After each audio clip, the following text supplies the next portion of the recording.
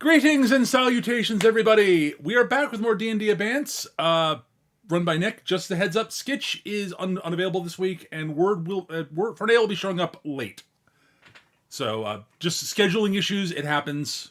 But we're going to get as much as we can get going. And now, I'll hand things over to our able game master, Nick. Aw, that's very kind of you. Thank you, Peter. You're welcome. All right. It's been a couple of weeks since we were last able to play, so just kind of a bit of a recap of what we were doing prior to this kind of unplanned break. You all went to Reiko's wake, except for Gideon. You had work to do. You went to Central, saw if you could find out anything about Cecilia Teague when she had actually been in here when she had seemingly first passed. Right. You ended up running into Aisling the Banshee, who was the person that Cecilia met with. She told you as much as she could about what she learned from that encounter, including stuff associated with like Cecilia's family history, her health condition, and some of the stuff that she was thinking about in terms of the fact that she had just died. Right. Then after that, we also had everyone return from the physical world to Limbo. Jerome had a bit of a write-up issued by Maurice because of the basically literal spectacle that he was responsible for at the wake. And then an official report.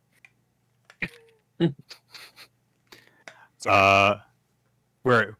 Oh no! Yeah, and nothing happened to Dantalion. Nothing happened. Yeah, nothing whatsoever.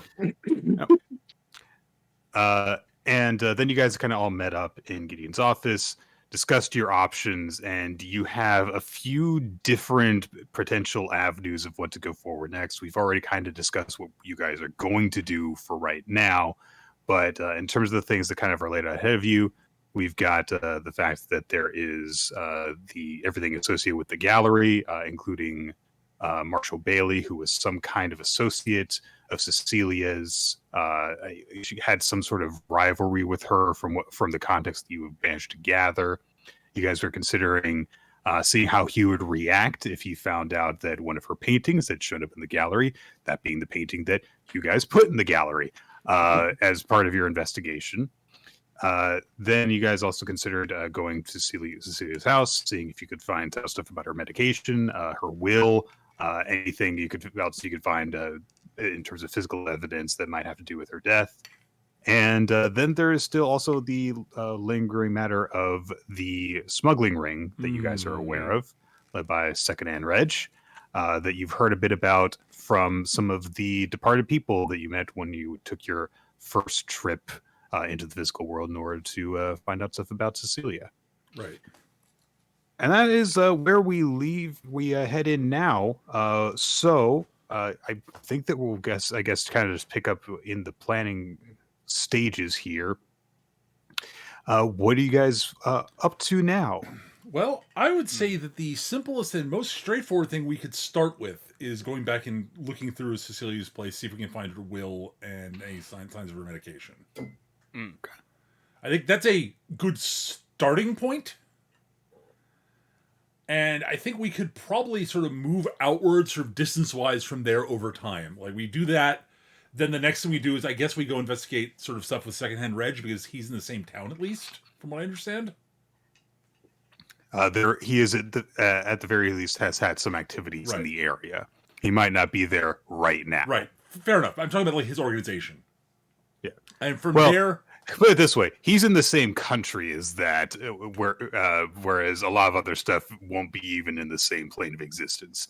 So, yeah, not a bad way to branch out. Right. I'm just saying, like, doing that, then we can move to, like, the gallery stuff, because that's further out from there, and so on and so forth. That's sort of my theory on it, but I am, as always, more than happy to hear better ideas, because it's just my first idea. I agree. Like, going to the house, we can try to find the meds there. We can try to find Cecilia's will, or maybe at least find a way to find out who her attorney is. And then once we've done that, we can if you might even be able to find Marshall Bailey's number there. once we've done that, we can get the medication looked at, and we can compare it to what they have at the local pharmacy. That because Mr. Trelawney did say they were putting some kind of weird shit there. Okay. So it does seem like we're going to be in Cornwall for a little bit. If this is the way we go. All right. Sounds good to me. Okay. Okay, so I will say we'll kind of for now just kind of hand wave Reiko's silence while you guys are doing stuff to kind of figure out how that applies later. I will say, however, that Tan is going to be preoccupied with some other business while you guys are going about this investigation. He's you guys have encountered a few different people who kind of require his more personal services at this time.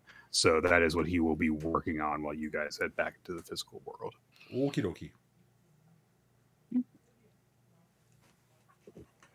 That makes sense.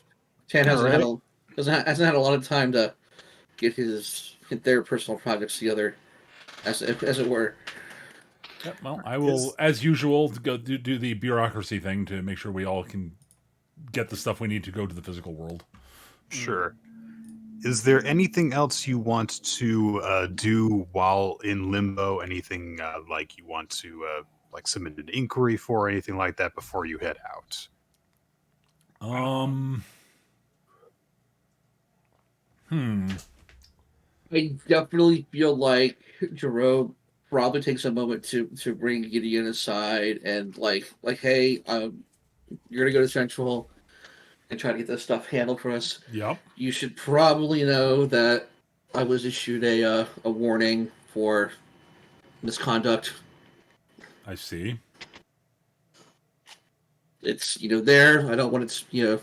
I've worked with you before. I've worked with you now. Just want you to know that it's there. Okay. I assume this has been handled by the people in your particular department. I saw the big man themselves. Wait. And I do mean big. What did you do? Nothing needs to be in a report.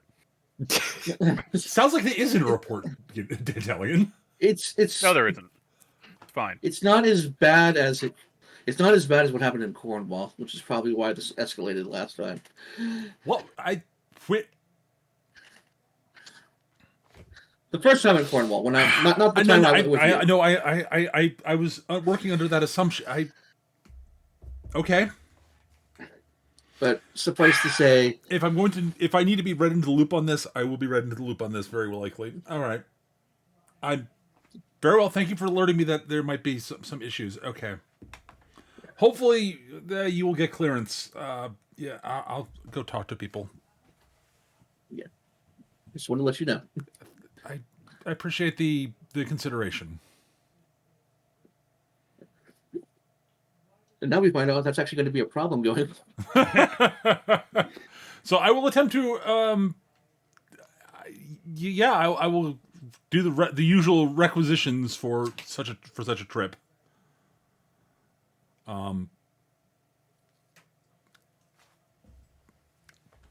Same sort of stuff we had last time we went to Cornwall, I guess. Okay.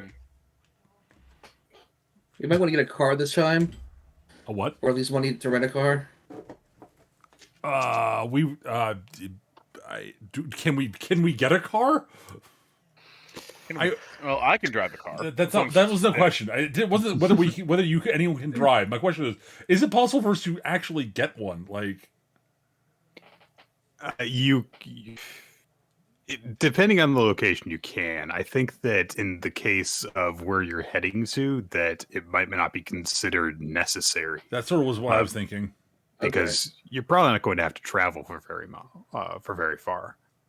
Like you guys were able to just kind of walk from the middle of town to Cecilia's home without much trouble.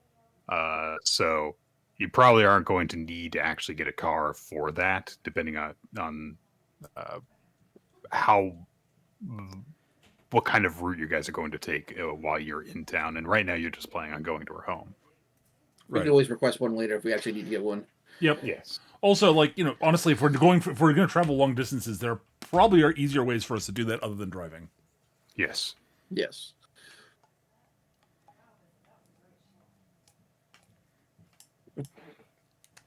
Okay. Well, you guys get your typical permissions in order to head out. Mm-hmm. You then set your path out for Cornwall. Do you guys just want to just take a direct route to Cecilia's home? Is there anyone you want to stop by before you get there? Just checking. I can't think of anything I would want to do, but that doesn't mean there isn't something we should do. Okay. Yeah, I can't think of anything off the top of my head. The only thing that I can think of, I mean, it's something that could technically later. It really just depends on when we want to go. Like, we could use the local internet to get some information on secondhand reg. Okay. At least some Right. basic stuff. All right. So you guys hit Tenporth, the township. If you want to make the internet like your like the library your first stop point, you can do that, or you can head to Cecilia's first thing. Well, is Yeah. the library sort of en route? It can be. Sure. Let's swing by the library en route. That way, Okay. Jerome and D'Italian, who are remotely internet savvy, can. Listen, I understand how Spotify works, and that's it. The rest of the Oh, internet that does exceed my knowledge, D'Italian. I will point out. What's a D'Italian five? Why do you want to spot it? Italian has an amazing Plenty of Fish profile. Okay. All right. He does. He probably would actually. All right. You guys at the library, I guess, give me an investigation check. See what you guys can All right, find out Nick, about while they're Reg. looking at things online and such. Gideon will resort to the level of investigation he understands in the physical world. He's going to hit newspapers. Okay. All right, so I rolled exceedingly well there. Hooray! I'll roll investigation as well. Yeah, that's a 6. That's a 16. As a 10 from Gideon. I believe is that does you have a feat that applies to those? Technically speaking, my passive investigation is 19. Oh, okay. I was thinking of something else. My feat is observant. I get a massive passive bonus to passive perception and investigation. Right. Okay. Also plus one intelligence. Hey guys, do you know that the Earth is shaped like a hot dog? The last I checked, that was incorrect. That is incorrect. Well, according to this study I'm looking at, it's not flat or round, but a hot dog. Huh. This guy named Anon told me so. Well, I'll tell you this: the shape of the Earth is somewhere between a perfect sphere and a hot dog. I won't tell you which one it's closer to. So Like a croissant. it's closer to a croissant than a hot dog.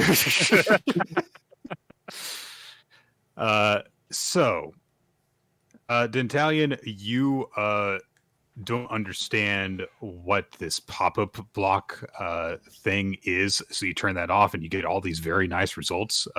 It's just kind of difficult to find the actual thing that they're promising to bring you to, because every time you click on a link that says click here for the answer to everything, it just kind of like seems to generate an advertisement on the page there where it was, and then it just kind of pops up in the same window that says click here for the answers, and you just kind of keep on going in a loop for that way for a while until the computer starts to just kind of like run really, really slow, and you're just having a hard time with it.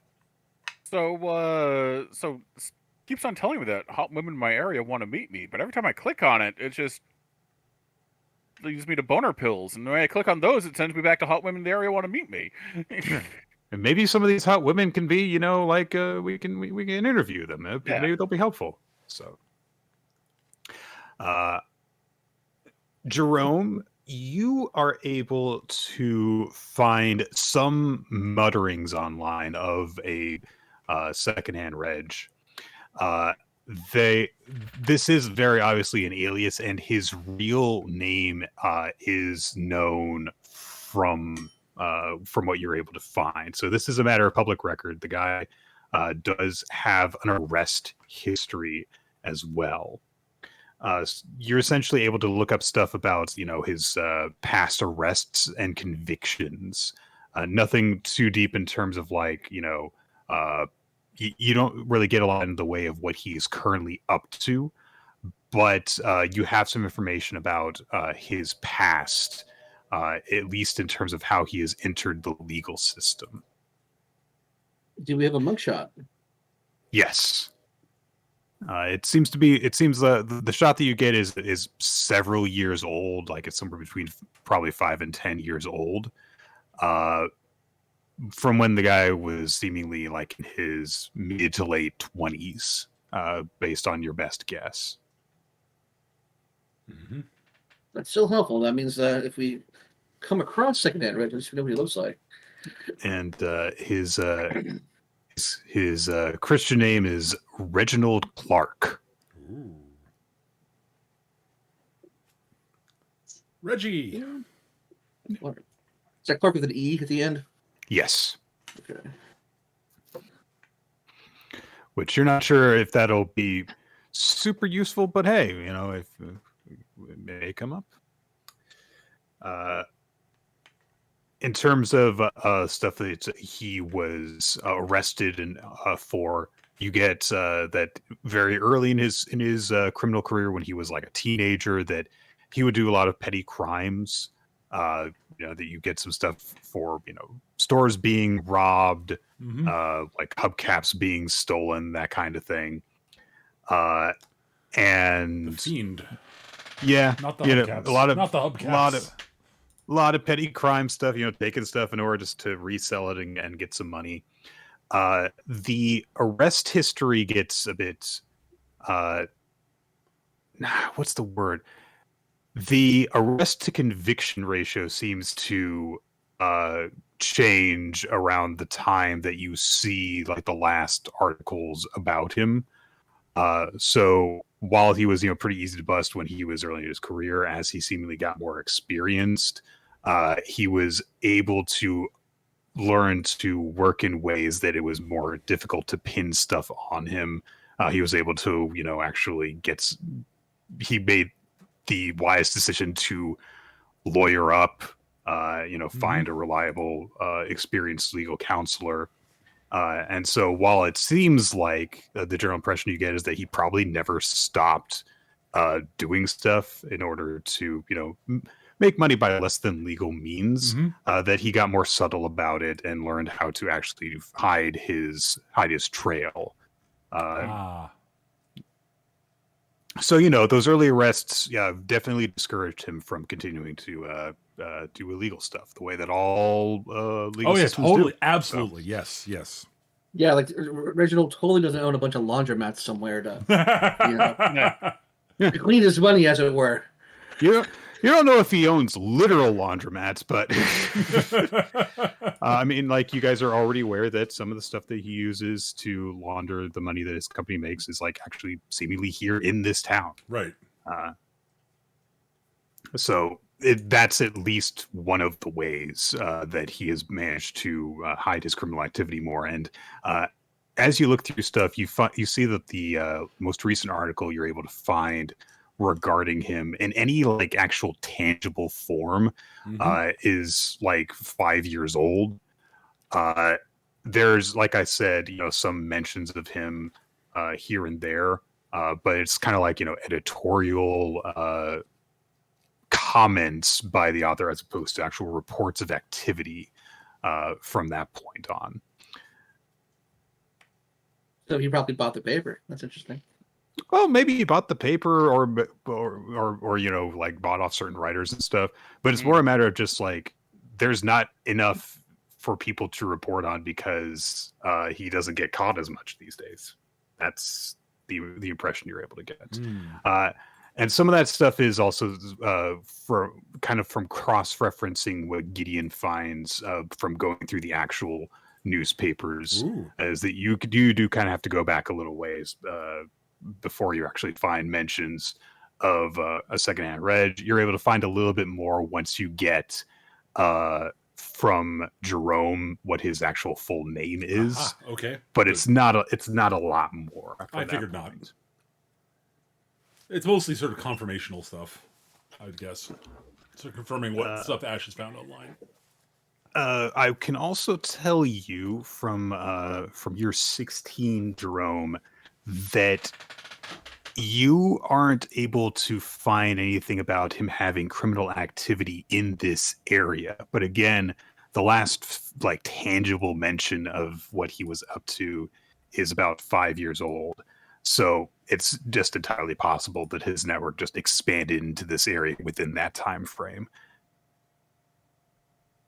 Okay. All helpful information. Indeed. All right, Dentalion, which of these hot women do you want to meet? I keep on clicking on the redheads, and it keeps on sending me back to the blondes, and then I click on the blondes, and sending me back to the redheads. This is This is becoming infuriating. I'm honestly like a little frustrated now. what a truly cruel set of pop-ups. Every time you try and click on a woman to get her contact details, it's like, oh, another woman just wants to give them to you instead. It's like, God, just give me your number. Eventually, the computer just like fully freezes up. The librarian Does it work like this? The librarian comes over and is very angry with you. What? Did you disable the pop-up blocker? I don't know what that is. Oh, all right.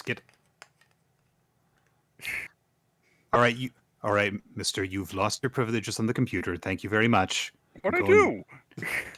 Just please don't touch that anymore, okay? Okay. Let's go use this one over here. No. Very nicely turns off the monitor, puts a little like tape sign out of order on the monitor. I think Dentalion, we have gotten the information we came to get. I believe we should probably move on for the moment. Okay, if you guys say so. I didn't find anything. Jerome and I had some more. Jerome had more success, and I found a little bit in the newspapers. All right, I just thought we could interview some hot women in the area. Is the weather is the temperature particularly high outside today? Oh my God, the sliding scale of naivete. Jerome was just like, "Are we certain this would have popped up during Cecilia's dating life? We don't really know this." At any rate, we have some other things to look into.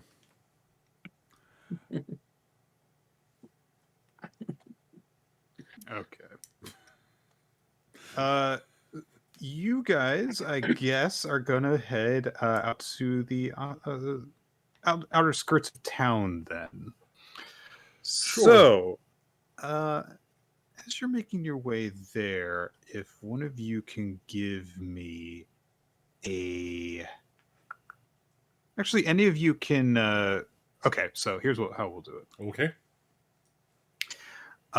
So as you make your way up, you go up the same path. Everything looks, roughly the same as you recall it. I mean, it's a fairly quiet town, and this is the outskirts of it. On top of that, and as you approach, you still see the car is in the same position in the driveway where you last recall it. It's been several days, Right. Since you've been here at this point. Anyone can make a perception check if you'd like to. I will do so. Reminder: my passive on this is 16.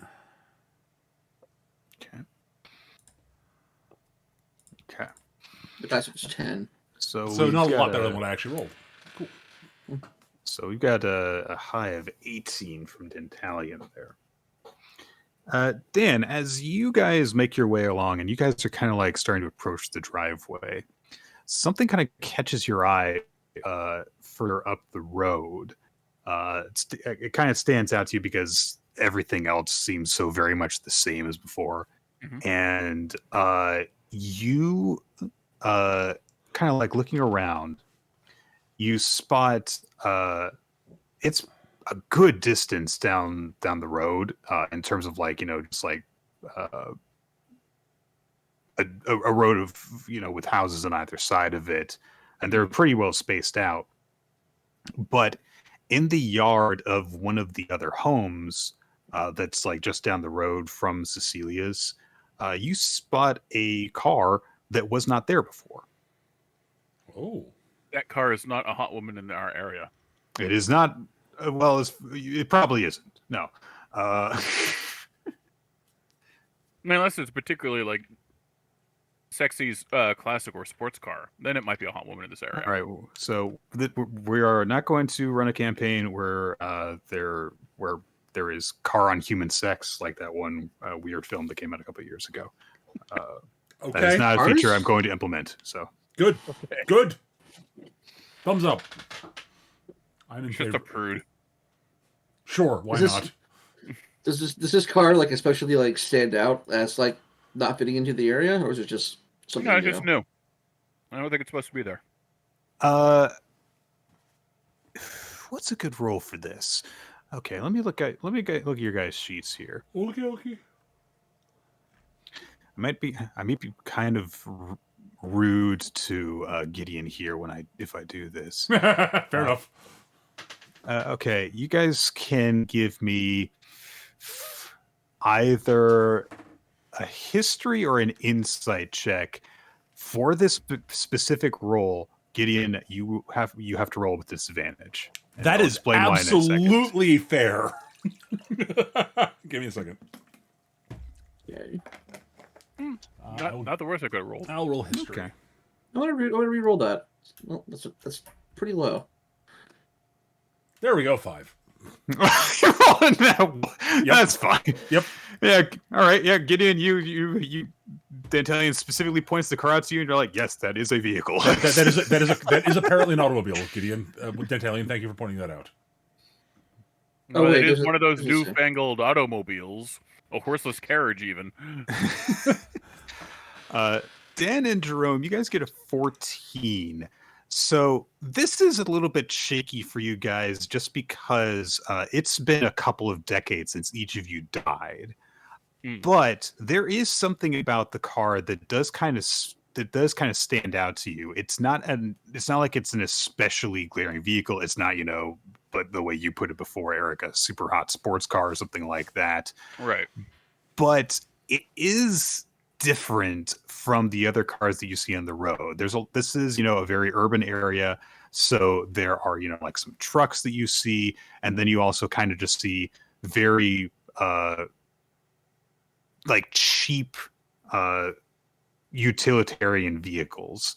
This thing looks like it is a more high performing vehicle, not Lamborghini level or anything along those lines.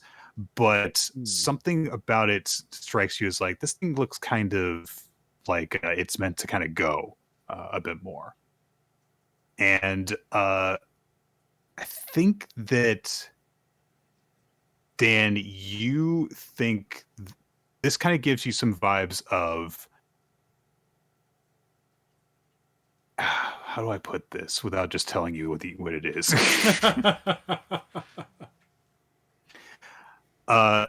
This thing looks like it's made to go faster than it is to just kind of carry stuff around. Okay. This is a muscle car? Kinda, yeah. Okay.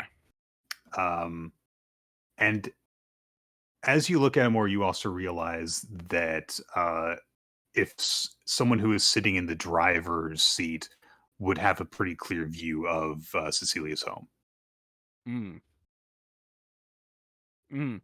That's a stakeout. I agree. At the same time, like I'd love to talk to the person in that car. That seems like a bad idea. Can we see the license plate from where we Not are? from the angle you're at, no.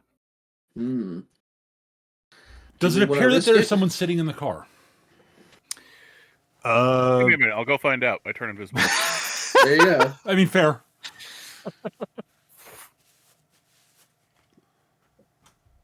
All right. Walk up to So- the car. All right, you go up to the car. So give me a stealth check with advantage. And depending on how well you do here, I might not even make you roll another perception. Because if you are able to, okay, you're an 11. Not that great.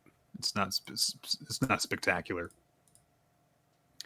So you are able to get close to the car, and you can tell from getting closer to it that from the angle that you guys were approaching from, like on the other side of the road, that it would be actually kind of difficult to tell if there was someone inside the vehicle or not. As you get closer and closer to it, that effect becomes less effective on you. So you can give me another perception check as you approach. It's mostly just kind of to see how close you have to get before you can see it. All right. Once you're within about 20 to 30 feet, you're able to peer closer, and you can tell that there is definitely someone sitting in the driver's seat. And they're kind of leaned back a little bit, just so that through the slightly tinted windows and also the roof of the car kind of casting shadow on them, that they're not immediately visible to someone who would just kind of be casting a casual glance at it. I'm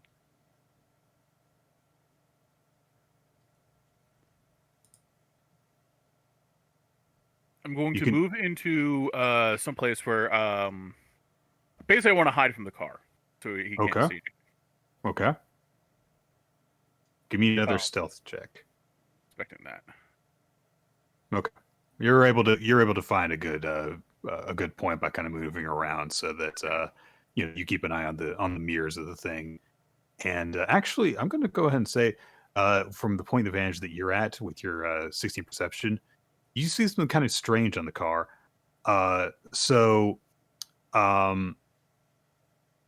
You drove some kind of older vehicles just because you were around in the 60s and 70s. Right. So, every now and again you have kind of come back to the physical world, and you've seen that there's some aesthetic differences from vehicles that you would drive when you were alive. And one of the things that you remember is how the mirrors would change, how they used to be this kind of round things that would kind of stick out on rods, and those became less and less common as a sleeker, more solid look with the design that where if it hit something it would collapse in instead of just snapping straight off. Those became more popular, and you see those on the car, but you also see the kind that are on the spokes that are kind of on top of those mirrors. Okay. I'm not sure what you're describing. That's okay. But I'll take your word for it. So if confident that he can't see me, there's extra pairs of mirrors on the doors than just one on either side. I see what you're saying. Okay. So I'm going to message Gideon with the message cantrip, which unfortunately will drop my invisibility, which is why I wanted to hide first. Gotcha. Fair. You were able to find a vantage point that you could tell would not be caught in one of the mirrors and stuff. Definitely a stakeout. He's watching the road in the house. There's someone apparently, according to Dentalian, there's someone in that automobile observing the house. Something called reply to this message. I can't reply to the message, unfortunately. No, you literally can. It's part of the message. Oh, is it? It's part of the. You can send a response. Fair enough. There is a limit on. I'm letting Jerome know what Dentalian said, basically. before I respond. So he did say that there's another mirror on there. Yeah, there are extra mirrors. He said there are extra. He says, so are there extra? I can cast it again. Like there are extra mirrors on the car's mirrors. He's definitely watching for something. Watching for There's something. a blind spot mirror. It's not like blind spot mirrors. Want me to spook him? Mm. I admit, I thought of doing something similar myself. Jerome is literally is fighting the very strong. It's just automatically go yes after what knowing that he's currently on probation, as it were. Yeah. I don't think. Okay, so I don't think that would. I don't think us interacting is necessary. We could probably get into the build into the dumb into. We can probably get in via the back door without being seen. I'm gonna spook him. I'm gonna cast minor illusion in the back seat, and then message, "Hey, what you doing?" to the driver. So there's someone in the back seat asking what he's doing, and as soon as he turns around, it's gone. Jesus Christ. Okay, well, I said I did respond with saying we don't need to do anything. We can probably get into the back door, but I'm not that. No, I understand that you're doing that. I'm not saying. Okay. All right. So you cast a minor illusion of just like someone in the back seat. Yeah, just a shadowy figure without any distinctive features. Okay, and then you cast message to say, "Hey, what you doing?" And yeah. Then, okay. As soon as he turns around, it disappears. Just enough for him to get a glimpse of the damn thing. Okay. Give me a. You're trying to spook him specifically. Yeah. Give me an intimidation check. 21. All right. All right. The car visibly shakes as the driver jerks around in the seat. And you can see even afterwards him and you can hear like muffled swearing from within the car, and also you can see even after he is jerked around, like he keeps on looking back and forth between the overhead mirror and the back seat, checking it over and over again. Okay, minor illusion of the guy hanging outside the driver's side window, and goes, and then message, maybe you should go.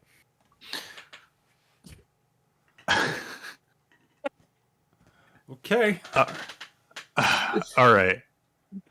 You see the car jerk again. Then a few seconds pass. And then give me a perception check. This is just for D'Antalion. Yeah. 15. All right. You have a vantage point that kind of hides you in the blind spot of the vehicle. So I imagine that you are actually like pretty close to it, like either crouching down next to it or like, there's like a wall that someone might have for a fence that you're crouching behind that's nearby. And so you're fairly close to the vehicle, and you're watching the driver carefully. And you see him reach down and pick something up around the dashboard of the vehicle and bring it up to his mouth. And you hear a very muffled beep. And you can't make out every word that he says, but he says something about I need someone to relieve me here. I think that I've been out here too long.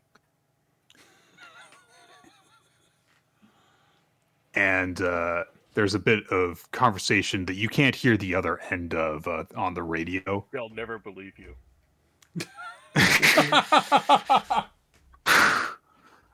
You hear a like full on like almost a yelp. Yeah. Sooner that someone can get out here, the better. Like, okay, look, it's something about this is getting to me. Yeah. Yeah, okay, but look, it's just I'm not going to be much use out here if I'm just gonna get someone out here, okay?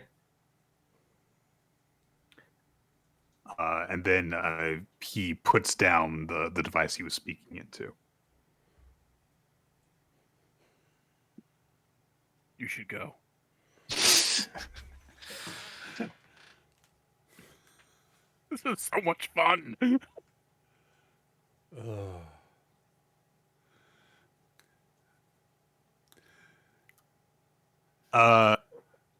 I will say that So good. you are able to, because while you're like looking through the windows and stuff, and the guy is clearly much more distracted now, so you kind of feel comfortable with like leaning in a bit closer. You can see that there's a number of like, there's a fair amount of some sort of equipment within the car. You see something that looks like it might be like a miniature computer in here. Oh, it's a cop car. That's good to know. Okay. Now I really have to fuck with them. No, I'm not. I'm not going to make things worse if I fuck with them anymore. I'm very glad I didn't go with my first like idea of to use like silent image to make like an image of a police officer, like out, like kind of like walking around. Because that would have been very bad. Yeah. If this is a cop. I will say I'm amused by how much I am amused by how much more subtle Dantalian's spook the guy things are than what Gideon is capable of. It's just, Yeah, Gideon's spook them is assume Reaper form, cast cause fear. All right, I'll cast invisibility again, and then I'll knock on the car as I walk by, going to Cecilia's place. All right. I think compared to the other stuff that you were doing, that stuff probably has less of a reaction. Stuff falls on cars normally all the time. It's not. I'm doing like a shave and a haircut. Oh God. I think that at that point, eventually, the guy actually just fully gets out of the car and starts like walking around, looking around. Does one of those confused guard things that you see in stealth video games, where like runs back his head while looking around. Just a box. Must have been the wind.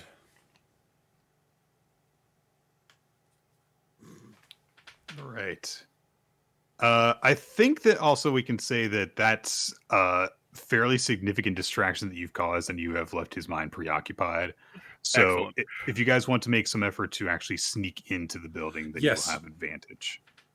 I was thinking we should sneak around back and go into the back door, which we know Okay. exists. Okay. That's a pretty good chance we won't be spotted doing that. With him being this distracted by this, I'm fairly sure we can get to the back door without being spotted now, is my point. Yeah. Like, it would have been harder before. Dantalian actually significantly helped with that. I honestly think and feel. Yes. So go ahead and give me some stealth rolls if you want to make your way around to the back of the building. Okay. Can do. I'm not Back great at to this, house. but... Should I need to, seeing as I'm invisible at the moment? I think that you've rolled enough stealth checks at this point, so I think you're good. I mean, I could... Drone gets You know what? 21. I will also go invisible and do the same thing. Since I can. It's like looking at... Wait, I have invisibility. I also know invisibility. All right. Sneak. Okay. You ended up rolling flat, Gideon. We'll say that actually you were kind of like covering for Reiko, which gave you disadvantage. Sure. And then your flat roll cancels out the advantage. Oh yeah. I forgot you had advantage, but whatever. Yeah. But you guys are you guys are pretty used to doing this in general, and also in this area especially. Sure. So with the additional assistance caused by Dan just trying to haunt a guy. I mean, he wasn't just trying; he was haunting a guy. You're able to make your way into the building, but you are aware now that, like, okay, someone is like actually like watching things. So you will probably be limited, and you'll want to limit yourself in terms of how long you stick around here, and also like how much of a ruckus you cause. We'll probably want to try to not be near at least the front-facing windows. Exactly. All right. But you were inside the house. You get in through the back door. And I guess as you make your way in, first off, give me just a perception check. Absolutely. Wrong. All right. Oh, not bad. Ooh, Not nat bad at 20. all. Nice. All right. I maxed out my You roll. you guys all get the vibe as you get inside here that like, okay, I don't know if things are exactly how we left them.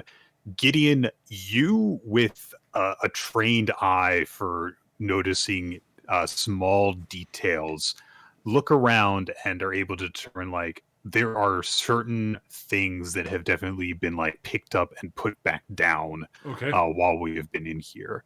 It seems as though there has been someone or someones that have been inside the house since you guys left, Right. and we're also kind of digging around looking for things. So, given that there is a cop outside, it's probably that there has been some sort of other investigator that has come in here and also taken a look around at things. But given that there was, again, no like dead person or anything inside the building, it's not like there are, there's evidence of crime scene investigation of any kind here. Someone just kind of came in, took a good look around, and left. I was gonna say, like, if it was the police, like, that would have been like crime scene tape, like sealing the door shut, everything. I mean, it doesn't really seal it, but like Well, I mean, like, if they think it's a crime scene, that is, if they're staking it out, they probably wouldn't want to label it as put up the tape if they're planning on observing it. That's a good point.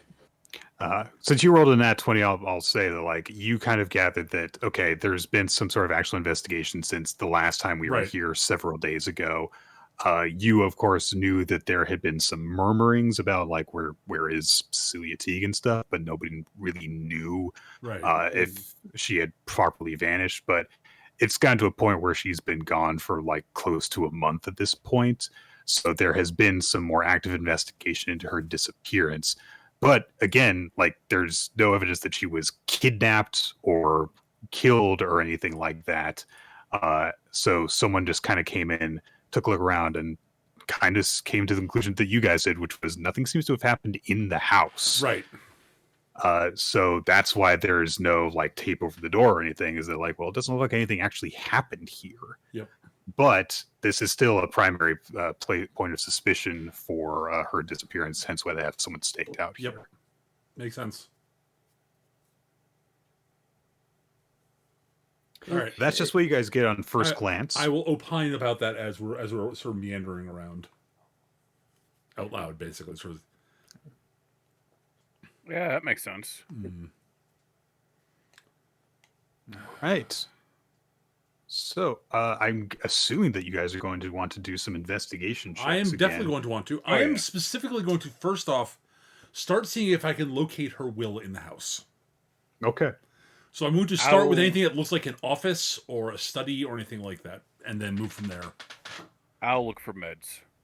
Okay. Yeah, Italian actually found the meds last time, so Oh, yeah. I did find the meds. They should still be there. I'll go check. Okay. Okay, I will make an investigation roll. and Jerome will help with Gideon. And much. Oh, so are you assisting? Yeah, let's make this an assist. Yeah. Okay. In that case, I get advantage, correct? Yes. Correct. All right. You're getting the help. Therefore, and remember my passive. Yeah. Anyways, my. Ooh, wow, that was not a great roll. So that's 16. 16's okay. It's okay. It's above average, so yeah. Yeah, my passive is 19, but. And Italian, also roll for me, please. My rolling investigation? Yep. Okay. All right. First off, we'll cover with the Italian. Mm-hmm. You are able to find, the same bottle that you guys found before. It has, after Gideon had pointed it out to you, it does kind of look like, I think that I might have like left this in a different position. So it seems that maybe someone like picked it up and put it back down. Again, there is no evidence that someone like was actually kidnapped from here or something like that. So there was probably a reluctance to gather evidence, because then it would just amount to, well, we'll just be taking stuff from this woman's home, and she's a fairly wealthy white woman, so we'll get in trouble for that. So, so there was definitely some like shuffling through stuff. There's a few drawers as you guys kind of like look around that look like they weren't like fully shut properly after they were pulled open.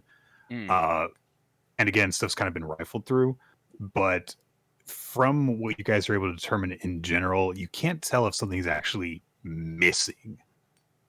So you're able to find the pills. They are generally in the place where you left them before. So you, okay. so you're. I don't know if I mentioned this, but I grabbed some plastic baggies and a marker. I'm Sure. gonna tip out some of each of her pills, like 2 or 3 tablets, into separate plastic bags that I'll label with the type of med it is. Okay. You've very quietly go about going through them one by one. And while you're at that, Gideon, Jerome, you guys are able to find an area. It's not so much a study, because anything that would be a study has basically instead been treated as a studio here. Fair. But there is like this very miniature filing cabinet that you guys find. That has a locked drawer. And you, of course, something is locked that kind of like draws to your mind, like, okay, there's probably something in here. And I'm not even really going to make you make a roll to open it, but I would like a roll to see how well you are able to open it without damaging the drawer itself. Okay. Or if you have Guessing some sleight sort of of hand. magical option. I'm checking to see if I do. I don't believe I do. I mean, if I didn't care about being subtle about it, yes, I could open it using something quasi magical. Well, not definitively magical, but not like lockpicking. Gotcha. Not subtle. Yeah, I could force it open, shall we say? Mm-hmm. Yeah, like that's like that would be very easily done by Jerome as well. Yeah. Yeah, Jerome and I are both like, well, we could open it in the non-subtle way, but we should probably try to be subtle about this. All right, Gideon, you cast Eldritch Blast. That would, it was either that or using my pack blade, my scythe. Subtle, real, yeah. Sleight of hand is what I guess you want us to roll. That's probably the best option you've got. Here's my. Is it like Is this filing cabinet like one of the one is only one of these drawers locked? Yes. Okay, so I mean, there's the obvious answer, which is to remove the drawer above it.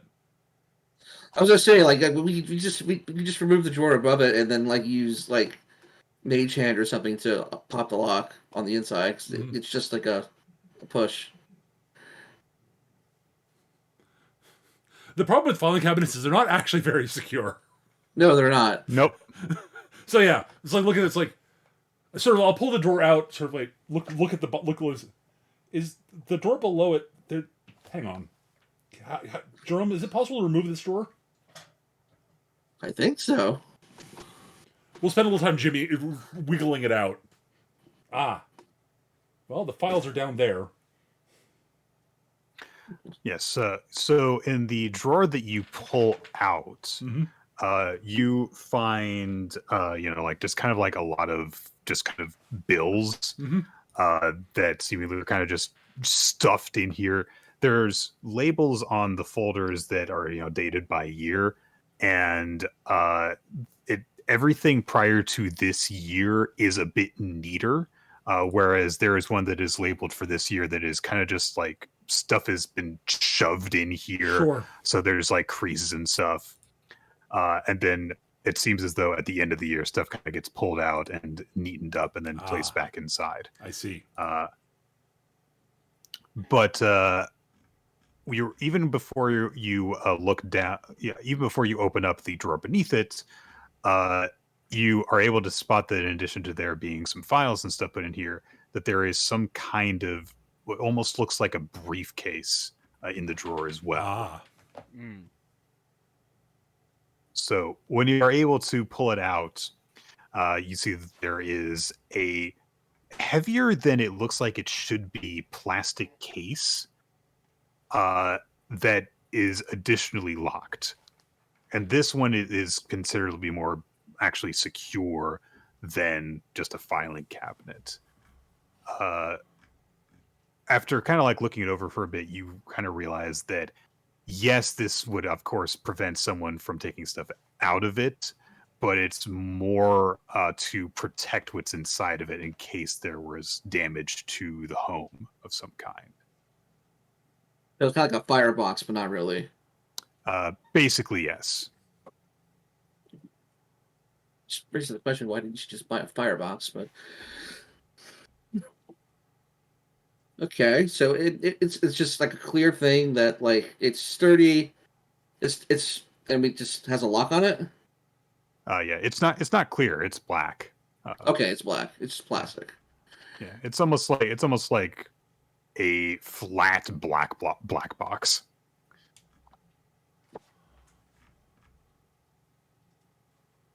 Like Jerome, so Jerome's like, okay, do we want to take this with us and try to open it somewhere else, or do we want to leave this here? Does it look like we can?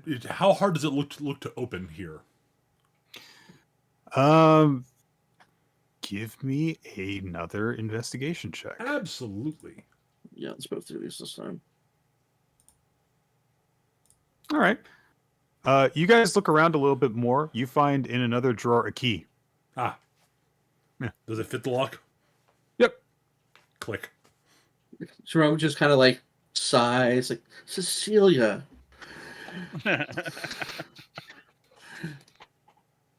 All right. What is in the box? What's in the box? Okay, so What does Aldro's head? I was hoping not that. Well, tough. the head of a woman who won't stop selling you stupid products for way too much money. So way too much money. Okay, so you guys open it up, and yeah, there are some important documents in here. There is I don't know if this is the same thing, but there is a birth certificate of some ilk. I don't know enough about the differences between the US and UK systems in terms of documentation. But there is something along those lines in here. There is some there are some deeds as well.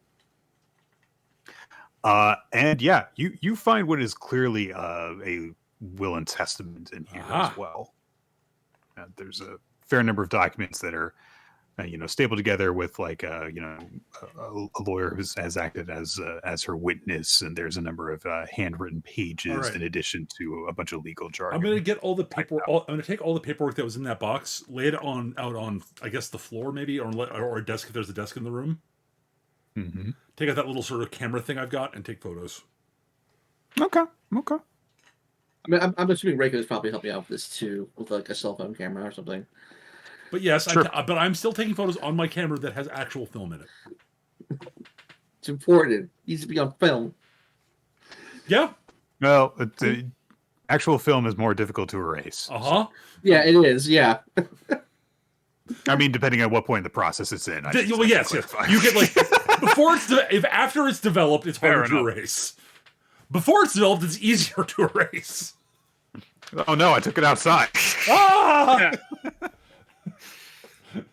Oh no, sunlight! My film's mortal weakness. That's also my mortal weakness. Oh no, light with which to see the thing I took a picture of. Bit of an irony there, actually. Yeah. I want to imagine the Gideon's cameras like the camera obscura from Fatal Frame, so it can actually like take pictures of like things in Limbo as well. Like you can't do that with a normal camera. All right. I honestly have to imagine Gideon having one of those old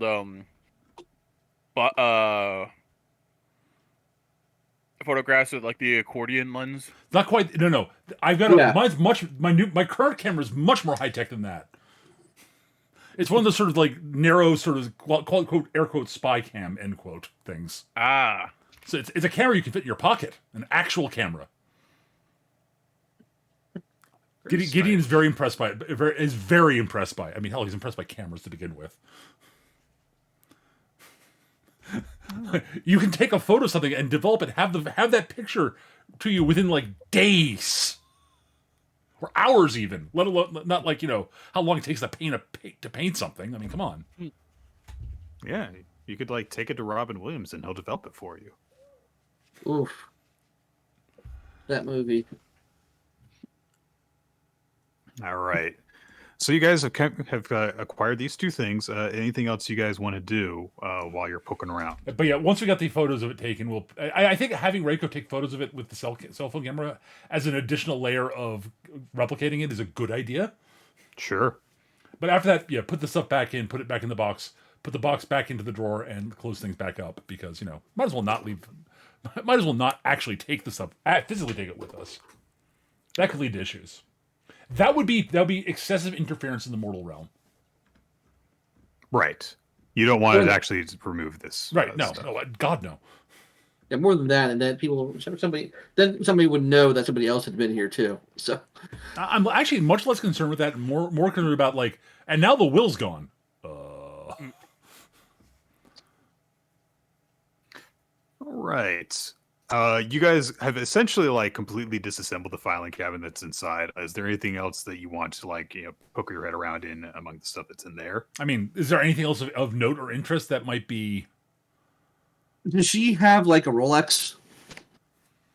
A watch? No, Rolodex. Rolodex, yes. Okay. My brain went to the thing Ash was talking about, but then you said watch. I'm like, oh right, that's not the term. Shit. Yeah. Okay. So here's the thing. Here's the thing, Ash. In our day and age, most people don't really have Rolodexes, so we're gonna do a weird way of addressing this. You and I are going to have an opposed roll. So you roll an investigation, and I'm going to roll against it, and we're going to see if there is a Rolodex in this thing at all. It's not going to be a matter of. It's not going to be a matter of if you manage to find it or not. It's going to be a matter of if it exists. All right, investigation. Here we go. Okay. Oh, if you're probably going to win this one. I'm sorry, you do not find a Rolodex. No. Damn. It's like Jerome's looking through her desk. Gideon, she has like a contact book or something. I will look around and see if I can find a book, and I'll say perhaps she keeps her information on one of those computer things. On her cell phone. Have we seen her cell phone yet? You have not. Well, this would be a wild thing to do, but it might actually pan out. Does she have like a desktop PC? Yes. All right. Is it when we go up to it? Is it password locked? Yes. Damn. However, you guys tore apart everything that is in the filing cabinet, and there is a piece of yellow loose leaf paper that has a bunch of different strings of random letters and numbers that is just kind of laid out next to what it goes to. So there's stuff X website password, Gmail password, that kind of thing. Not the best thing to do for security reasons. This is something that should have been in the locked box. If you're going to do it, it was in the locked drawer.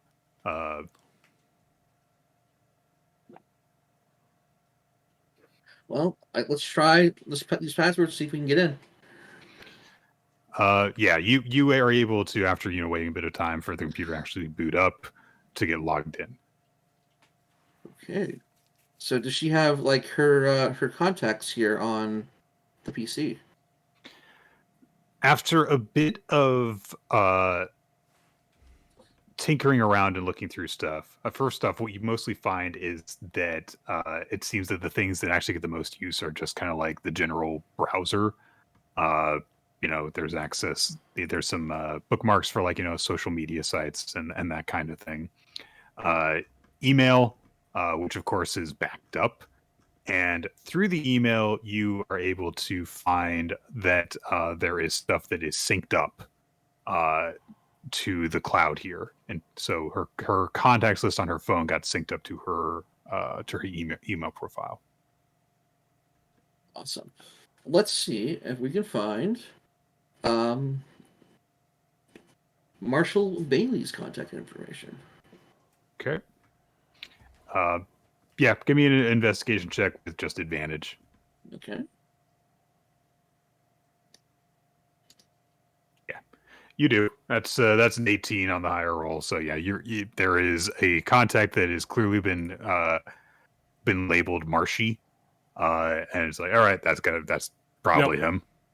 Given that what you already know from what Gideon got from his talk with Ashleen. Yep. All right, let's copy that down, and then is there any other information we want to look for on the PC while we're doing that? I don't think it would be a good idea to go onto any of her social media accounts, because then there'd be a record of. That would be a bad idea. Yes, that is me. That is me saying that Gideon would have no fucking clue. I think Reiko would pop up and be like, "No, don't do that. Yeah, Don't log in. No. Look here, geezers. If you do things on the internet, people know about it." All right. Well, if there's something else for us to want to look for on in her email, we could go through her personal emails, but that would take time, and I don't think we want to spend too much time here. So I think it was best to just shut it down and start the cleanup. Any objections? Just me coming in and going, what the fuck did you guys do? We have located her last will and testament, some other interesting documentation. Just papers laid out on the floor. So you took the entire filing cabinet apart and spread it across our bed? Well, we had to take the top drawer out to get into the bottom drawer, which was locked. Ka-chink. Ka-chink. Did you look for the key? Jerome looks at Giddy. Ka-chink. Ka-chink. No. It did not occur to me. That's why the bottom drawer is actually open and hanging open, right? With a key in it? Well, we found... Why is that key... There was no key in there a moment ago. Oh, that would be great, actually. I swear there was no key in there. But I will admit, it is technically possible that I missed that key. I just do not think it is likely. Ka-chink. Ka-chink. Jerome just kind of like looks down and sighs, like, "Man, we are dumb." We succeeded in accessing the stuff in the drawer, and it's easy enough to put all the stuff back. All right. Did you locate the medications? Yeah, I've got them in bags, labeled properly and everything. Superb. I am almost done taking photographic evidence. You've got like your pale blue gloves on to handle this stuff and everything. All right. If you guys think that you're done poking around the home, I'll need a last round of stealth checks just to kind of quietly reassemble everything. Absolutely. And get out the back door without being spotted. Could I re-roll that? Absolutely endeavor to do so. I'm going to spend my... 14. I'll take a 14. 14 is fine. Okay. Wow, those are... They are great. Those are terrible. All right, everyone make perception checks. Can we play some music? I'm going to put on the music. Perception? 12. 15. 15. At least I can hear over the music I'm playing. Yeah. As you guys kind of finish putting stuff away, you hear some chatter coming from outside the front door as someone starts to approach it. Dentalian, you recognize actually the voice of the apparently police officer. who is rating people who's like, yeah, I think that there's someone in there right now. Yeah, I'll just take a quick look. All right, I'm going to burn some sorcery points to gain a second level spell slot and cast invisibility again. Is there a window? There's plenty of windows. Okay, so are we on the where are we at? Are we on the first floor, second floor? There's only one floor to the house. Okay, it's a bungalow. Okay, I was gonna say the first and second floor is a little more complicated. It's like, okay, actually, you know what I'm gonna do? I'm going to use my thing that lets me cast the ritual as an action instead of the time. And I'm gonna cast Unseen Servant, and I'm gonna have them hold the door Interesting. while we try to get out of here. Sure. Okay, let me see here. I should have Misty stepped out the window and then cast invisibility. So there's that. That does display it? No, it did not display it on. All right. Here The we go. servant springs into an existence in an unoccupied space on the ground within range. It has AC 10, 1 hit point, and a strength of 2, and it can't attack. If it drops to 0 hit points, the spell ends. Once a new creature returns as a bonus action, you can mentally command the servant to move up to 15 feet and interact with an object. The servant can perform simple tasks that a human servant can do, such as fetching things, cleaning, mending, folding clothes, lighting fire, serving food, and pouring wine. Once you give the command, the servant performs the task to the best of its ability until it completes the task, then waits for your next command. Okay, so you do that. All right. I need you then to roll a d20 for me. Is there a button? All right, there's a dice command here. I forgot about that. Yes. So just hit that. D20. So you roll a 4. So A 4? because the unseen servant has a strength of 2. Okay. So it tries to hold the door with a strength of 2. Yes.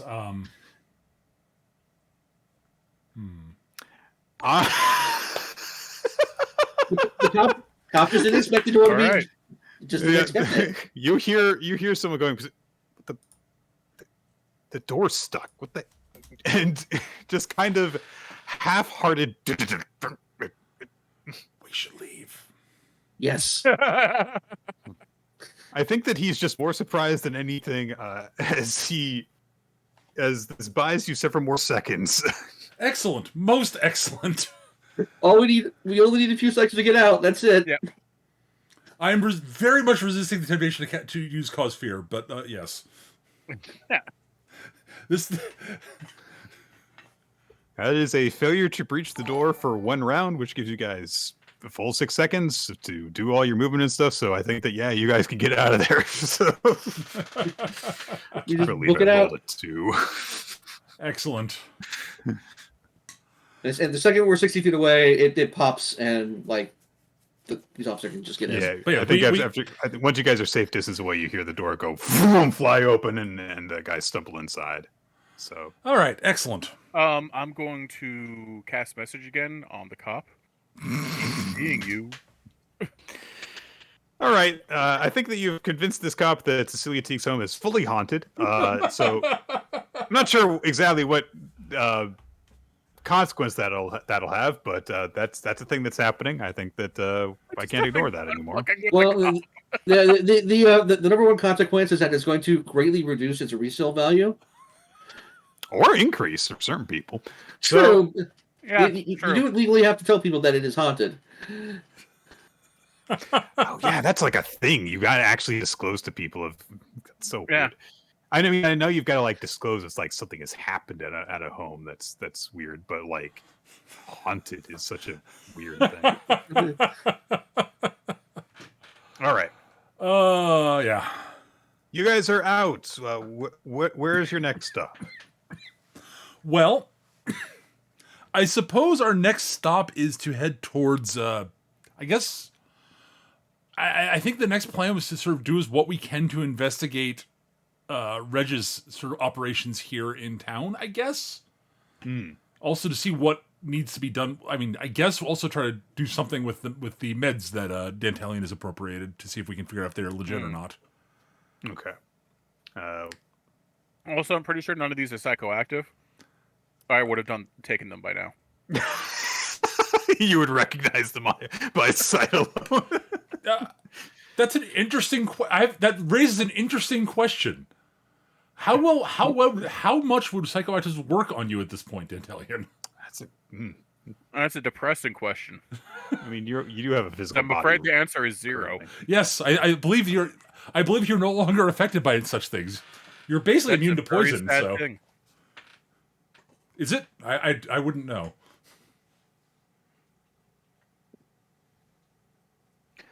I was about to say, then you haven't lived, but then I remembered who I was talking to, and what our job is, and where we live. Yes. I know. It's possible I did live at one point, but I do not remember anymore. I'm not certain. It's been quite some time. It has been a very, very long time. I know that there were a couple of different pitches for what you would do to actually analyze the medication once you obtain it. There are no really good answers, is the problem. Not really. And I think that that'll be a thing that we might want to wait for. I would agree. For Linnea to get here. Yes. Especially considering that some of them were her suggestions. Yes. So I was thinking we should probably hold off on that. I was thinking we should hold off, and I didn't actually say that because I forgot. It's okay.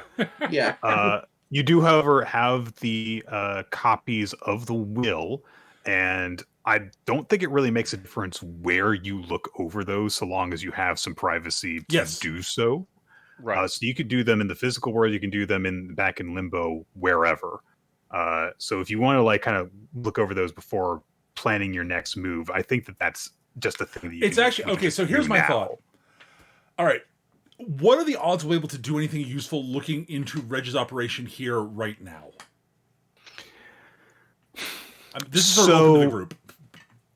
I think that after what you had investigated, that you were kind of aware that you don't know a whole lot more about what he's doing presently. Yes.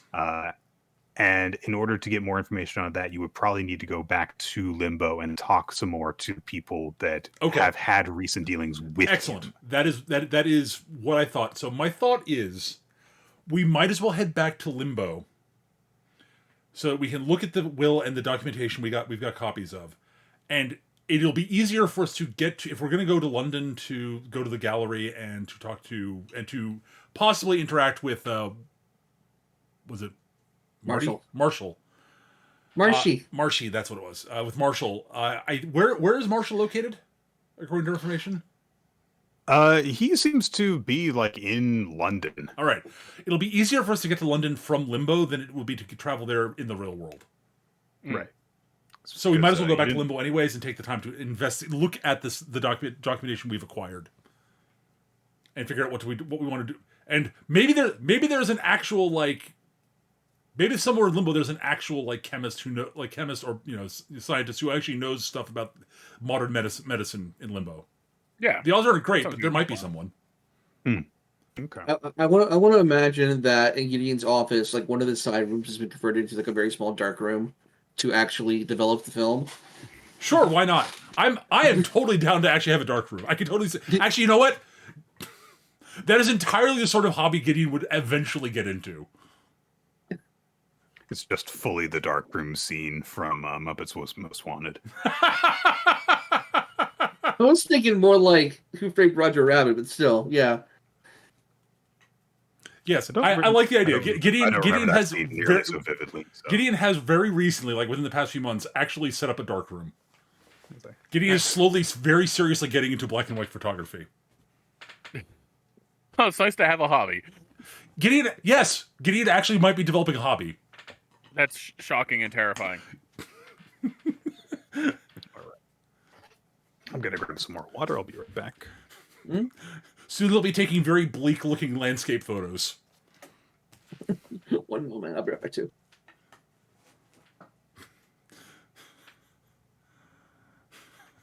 Stuff that could be used for Scandinavian jazz album covers. Songs of Winter. You know, all songs from Scandinavia that era.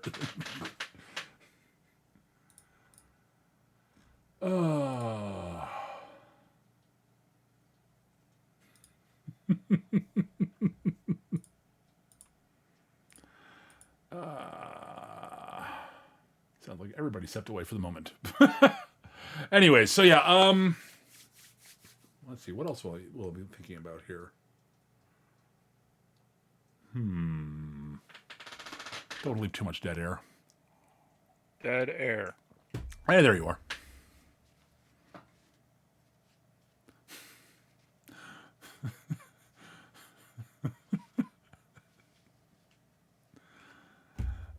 Just thinking of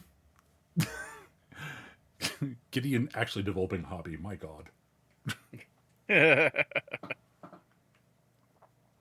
What is our next step whilst we wait on our errant companions? I'm back. Well, in all honesty, like as I said, we do need to go over the information we picked up from Cecilia's house, and then I think we should probably, I guess, go to London, or else ask around here about the people around here about Reg. Mm. And Yeah, also, I also think- see if there's anyone in Limbo who can actually look into the medications. I don't think the odds are likely that there is, but it's worth a look. It's worth a check at a minimum. Like, Yeah, it I'm thinking, literally cannot hurt to see if there's someone around. I think our friend the Strigoi would have some kind of idea of when shipments of things come in and out. That's quite possible. I don't know where to find him now, but Well, that's the thing. It's the afterlife. It's not that hard to find people. did he move on here, or did we leave him in the material world? I forget. I thought we introduced him to somebody and like told him like, "Hey, I don't remember. here's how it That's my point. works. Is I don't remember.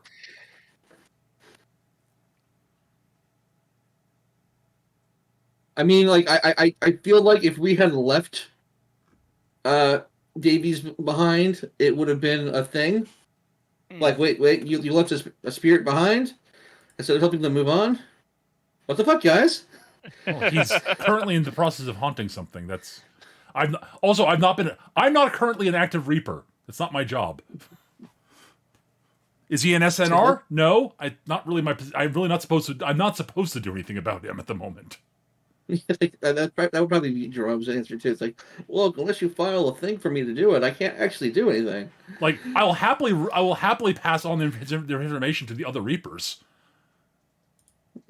Like, that's their task, unfortunately. Just a very surly. Oh, what was their name? Was it Therese? Well, Therese is I would not describe Therese as surly. Therese is like, Gideon, always have absent the job. I have to get out there and do this thing for.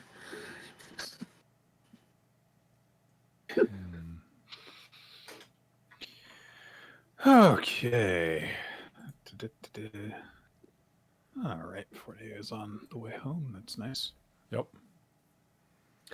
Okay, so you guys are heading back to Limbo. Is that right? That is the plan. Yep. So We're gonna there are see three things we need to do in uh, Limbo. Yeah. Okay. Thing number one is look at the evidence we have acquired. Thing number two, Okay. which is the longest shot of the things, is to see if there's anybody in Limbo who might be able to investigate the medications. Okay. That seems very unlikely, but it can't hurt to look. Okay. Thing number three is see if we can talk to anybody who knows anything about Reg, and see what we can find. If we can look anywhere we can look into things in the real world. Our Strigoi friend, did he get it back to to Limbo or / the other world, or is he still in the real world? I forget. So you guys were able to take him to the afterlife. Okay. That wasn't a problem once he had been apprehended during your initial encounter. Okay, and, so we did bring him interrogation, so to back. speak. Okay, that's what I wanted. I couldn't. It technically isn't Gideon's job to do that at this point, but like, I also wouldn't object to bringing him back either. It's just sort of a. It's just sort of It's okay. not technically my job to do this. All right. So for part 1, that'll be a thing that we'll do. Parts 2 and 3 of that, in terms of like getting information from like outside your group, that let's just do like an establishing where things stand with that. Within some investigation roles, you can either do them independently or or just as a single role, whatever you want to do. I will, however, prioritize certain things if your role is not high enough to unlock certain information as I see fit, if you don't roll individually for them. My If gut that feeling makes is we should sense. probably do Yes. it individually, since we probably all have different people we would go to talk to. Right. Okay. I think that So, like, I think from a logical, from a sort of in character standpoint, I think individually makes more sense. Also, Okay. we're all pretty good at investigation, so All right. I think Jerome technically has the highest investigation skill of the bunch, but I think Yeah. Dantali and I are both +4s, right? Yes. Yeah. Your passive is much better. So My passive is extremely good, but that's because I am I'm observant, but that's yeah. All right, let's make All our right. rolls. all right. I'll take care of the drugs. Given my tendencies, there's got to be a chemist I know somewhere. Okay. Fair. Okay, uh, then Aha. Ooh, nice, Dantalian. Very Yeah, promising. I did not very roll promising. well. I'm going to use my once per session reroll. Got That's better. not great. That's all not right. great. Oh well, whatever. It is Then life. let's say that Jerome's helping out with the film or whatever. I guess I will. I will lean on Okay. whatever I can get out of my passive. Well, we'll deal with the film thing in a second. I think that's going to be the thing you guys are working on while after like kind of sending out feelers Yes. for the other stuff. Yep. Sure. Okay. So, Dentalian, you think that you know someone who can help you out in terms of the doing chemistry to like investigate the actual medicine that you guys have found. So you send out some feelers to a few contacts of yours, and we'll deal with that in a minute. Okay. Gideon, you use the more official contacts to find out what's going on with Trelawney and Okay. with your former Strigoi friend. Yep.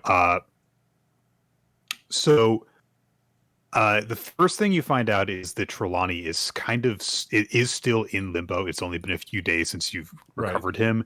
And basically, as soon as you took him off of Davy Jones' ship, he did like go through official bureaucracy channels to try and get the guy back on his ship. Yes. Claiming that like, no, he still owes me a year of service. And what are you talking about? Game? There was no signed contract. That kind of thing.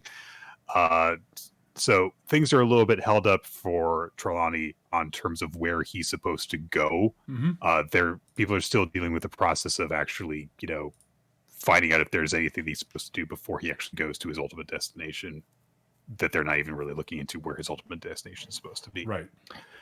On the other hand, you've got some good news and some bad news in terms of how things stand with Adrian Davies. Mm-hmm. The good news is that he was processed very quickly after he was brought here. The bad news is that he's in hell. Aha. And while you can definitely talk to someone who is in hell, there's some stuff you got to do in order to do that. Right. Because by its nature as a place of afterlife punishment, it's not supposed to be easy for stuff to get out of there, even if it is communication. Right. So you're going to probably have to do some additional work in order to talk to him. Right. We're trying to talk to someone in Supermax. Gotcha. Mm-hmm. Right. We're not just talking to somebody in Supermax. We're talking to like Hannibal Lecter in Supermax. Like you just don't do it. Not by the nature of the severity of it, but by the severity of like the prison that they're in. Yes. Yeah. All right. Well, I hear he's well, I was afraid that might be where he ended up. I mean, from your short time with him, he seemed like he was pretty sure that. Oh no, he did absolutely. It was a case of I was figuring, I'm hoping that the bureaucracy take longer for him to end up there. simply because it'd be easier to talk to him. Because like, yeah, this apparently is where he's supposed to go. So. So you can arrange for some time to talk to Trelawney probably fairly quickly. But in order to talk to Davies about anything, get any of his insight on his, probably closer workings with Reg than what Trelawney had, then there's going to be all sorts of forms you're going to have to file, either to have him communicate from hell, grant you guys green cards into hell for a brief visit, that kind of thing. It's going to take some more time to do. I'll get my quill. Gideon is going to be filling out paperwork. I think this is the result of Gideon's 8. I would be sitting here filling out paperwork to interview this guy at some point. Yeah, and I think that the way that we'll handle this is, Dantalion, you know some stuff kind of off the cuff about who to get in touch with, so you get to take care of that pretty quickly. Gideon, you run into the kind of brick walls about stuff. So what we're going to do is, while you guys are going through the actual will, when you get back to the office, is Gideon, you are distracted by handling that. You're still helping out going through it, but we're not going to actually have you roll anything. Okay, that's I agree. That's cool. Jerome, so you specifically said you wanted to look over the photographs before you roll the investigation, so I will honor the 22 that you rolled. And Italian, if you want to try and roll as well, go ahead and do that. Obviously your skill is lower than Jerome's, but you might crit. Who knows?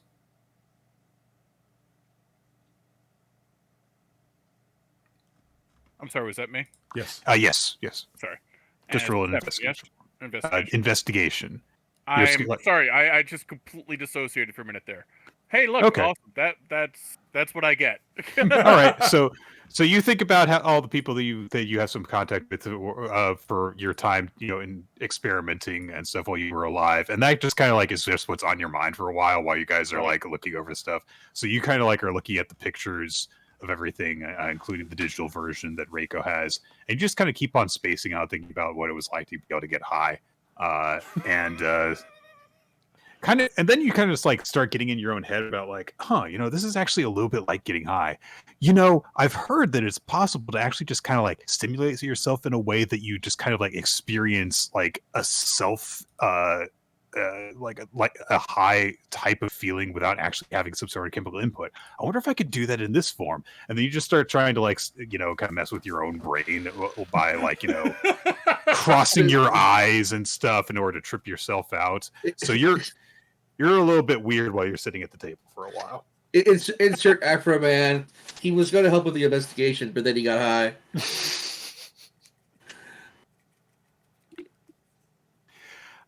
Jerome, however, you look over through everything, and your old bureaucracy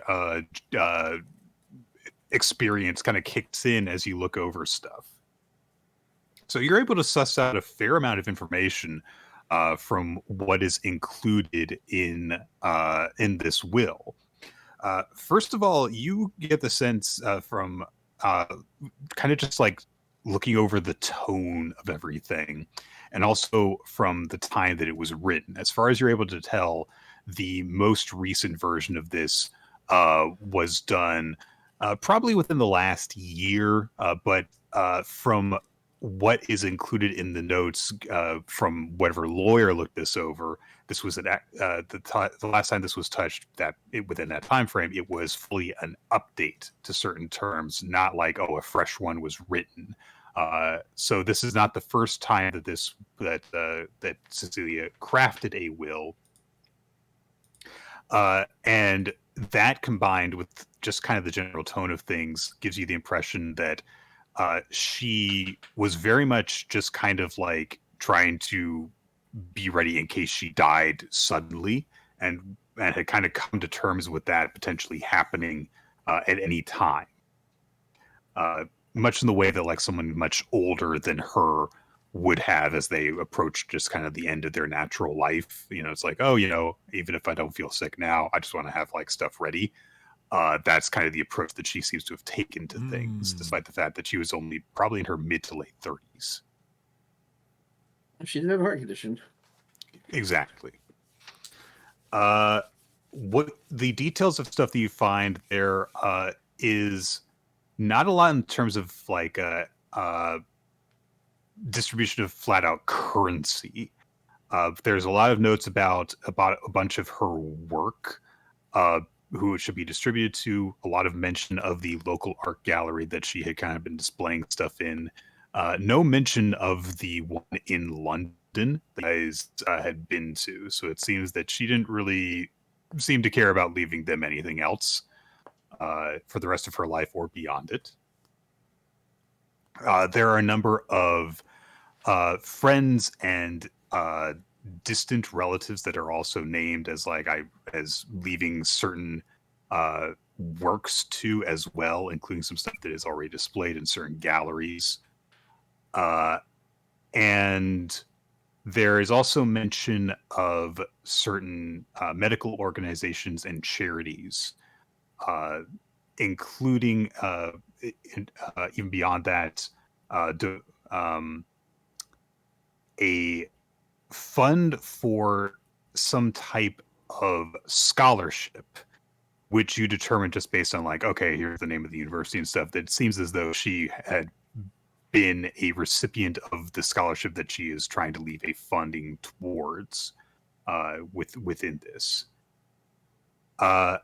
There's also just mention within the will of stuff that she was doing while alive in terms of where she was making contributions to certain things. And it seems like a lot of the stuff that she mentions in the will, she had just been making regular donations to anyway. It's just a matter of like when she's done with all of the rest of her wealth because she's dead, that the rest of it just the rest of her contribution just goes towards them in addition to what she's doing regularly. All right.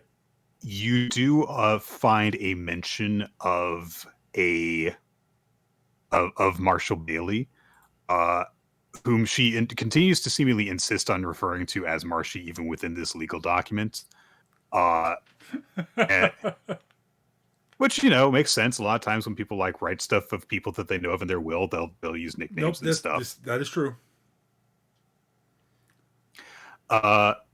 And she has left a comment to leave another painting with him,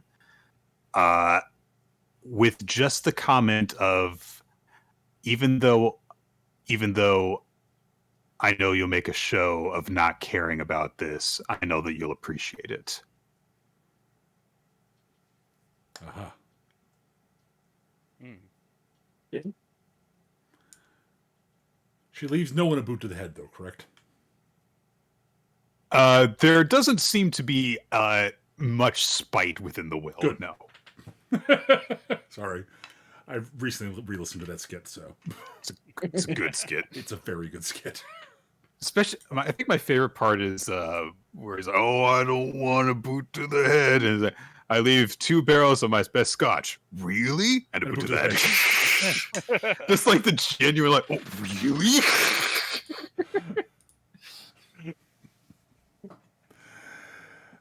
There's a very, very good version of it, a very good animated version of it with Phoenix Wright, the Phoenix Wright characters. The boot flying in from off screen. Yes, it's so good. So good. Another boot for the head. And one more for the wimp as well. Good skit. Anyways, not as good as Taekwon Leap, but still. Taekwon Leap is a work of art. All right, is there anything else with the will? Do you have any specific questions about it? Because I'm kind of reaching the end in terms of what I can think of off the top of my head that might be relevant to you. What is the painting supposed to be that Marshall's supposed to be getting?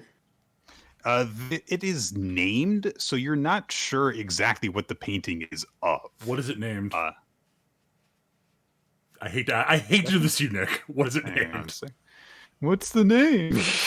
I hate to be that player, but there's a reason I'm asking. Okay. Let me think about this. it would be really bad if the painting we put in the gallery was the one that was supposed to go to Marshall. Well, that one didn't have a name on it. It was incomplete and not signed.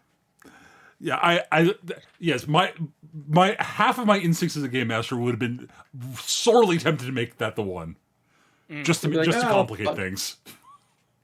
Well, the fact that Jerome specifically said he had found one of himself complicates that. So yes. Okay.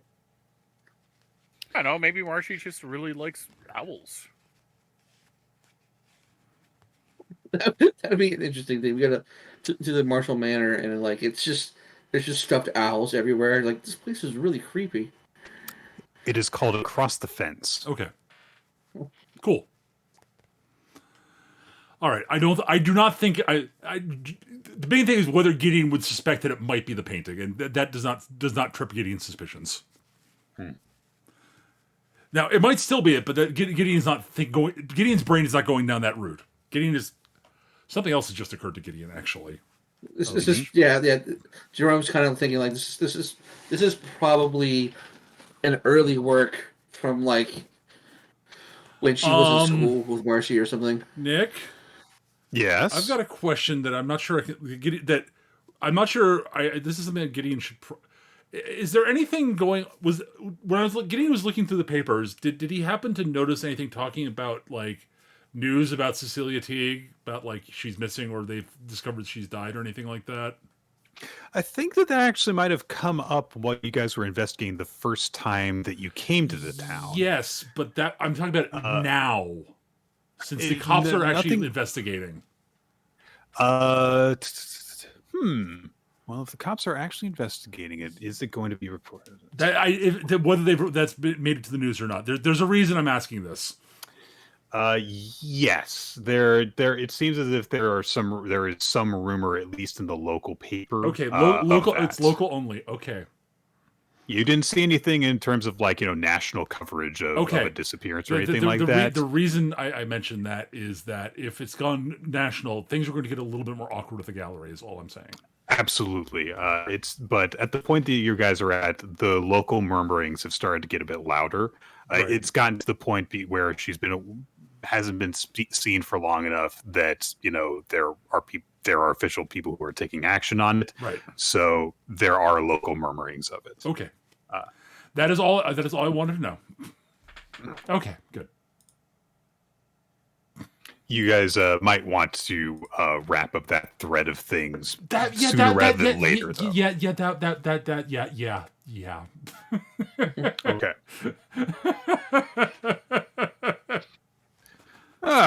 So you got this painting from this woman who disappeared recently. Yeah. You've sussed out where my brain's going. You've sussed out where my brain is going. Yes. Yeah, like. Yes. While you're investigating that, looking at the will, Gideon will be in the middle of doing paperwork to deal with the guy with our friend in hell. It's like, oh, we may want to expedite things with the gallery because once word gets out that Cecilia is either missing or dead, that will may complicate things. I suspect. Bad paperwork. Okay. Just like a casual thought. Yes, casual thought from Gideon. On the one thing, on the way hand, it'll make getting Marshall there easier. On the other hand, if the gallery owner really does turn out to be just an absolute scumbag, this sounds like a really good way to send him to jail. I don't think I don't think he's particularly scumbaggy. Just just a greedy douchebag at worst. Yeah, he's just a gallery owner. Exactly. As I said, Eric, greedy douchebag. Exactly. Lowest form of life. All right. Well, no, no. There are far lower. Yeah, venture capitalists.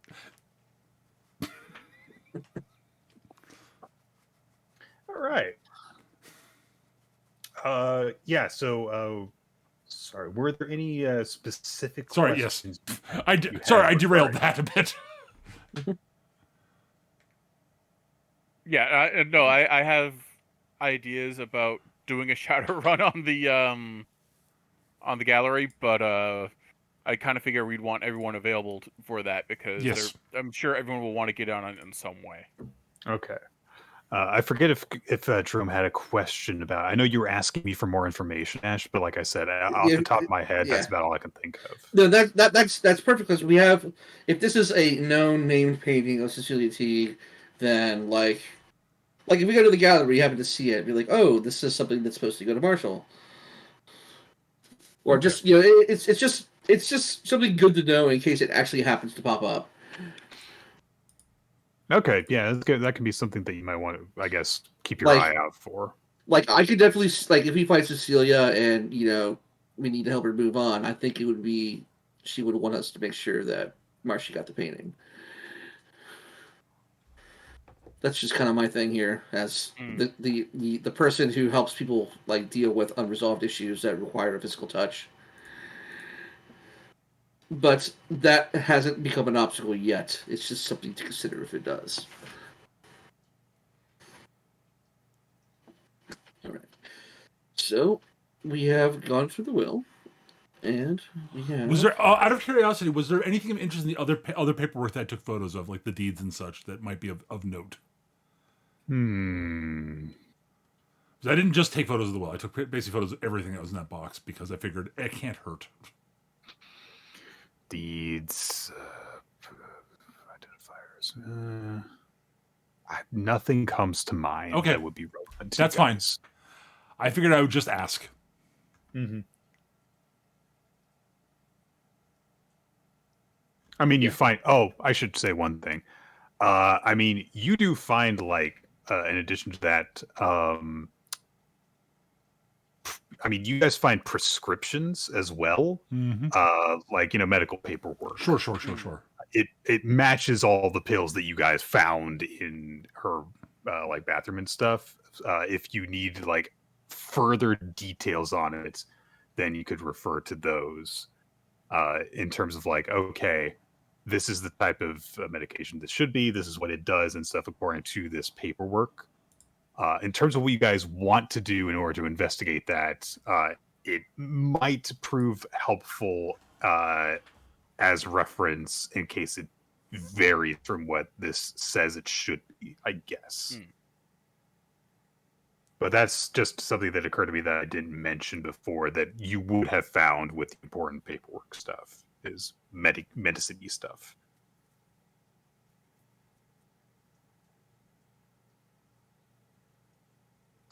Okay.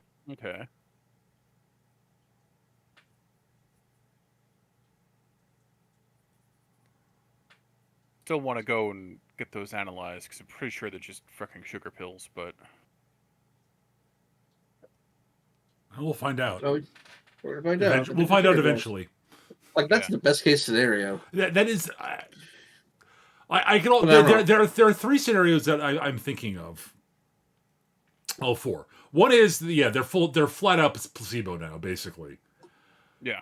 Two, they've been cut with like sugar pills, like sugar to something inert to reduce the amount of actual actual medication in them, to make it to save money so they can make more money on make more profit by selling more pills without et cetera, et cetera. Baby powder, the cocaine, yeah, except with heart medication, which but option three is they've actually been spiked with something, which that's the bad option.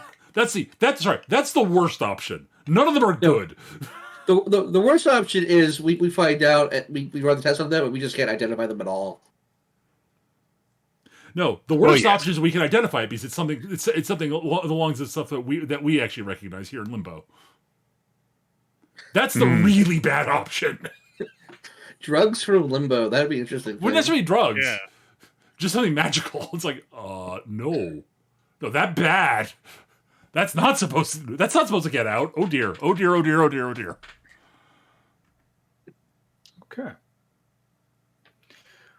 Well, so that is what you guys have gathered from the will while you're in here. And Gideon, you've kind of like got your feelers sent out. Dentalion, let's see here.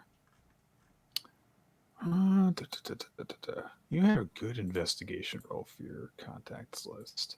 Yeah. Hmm.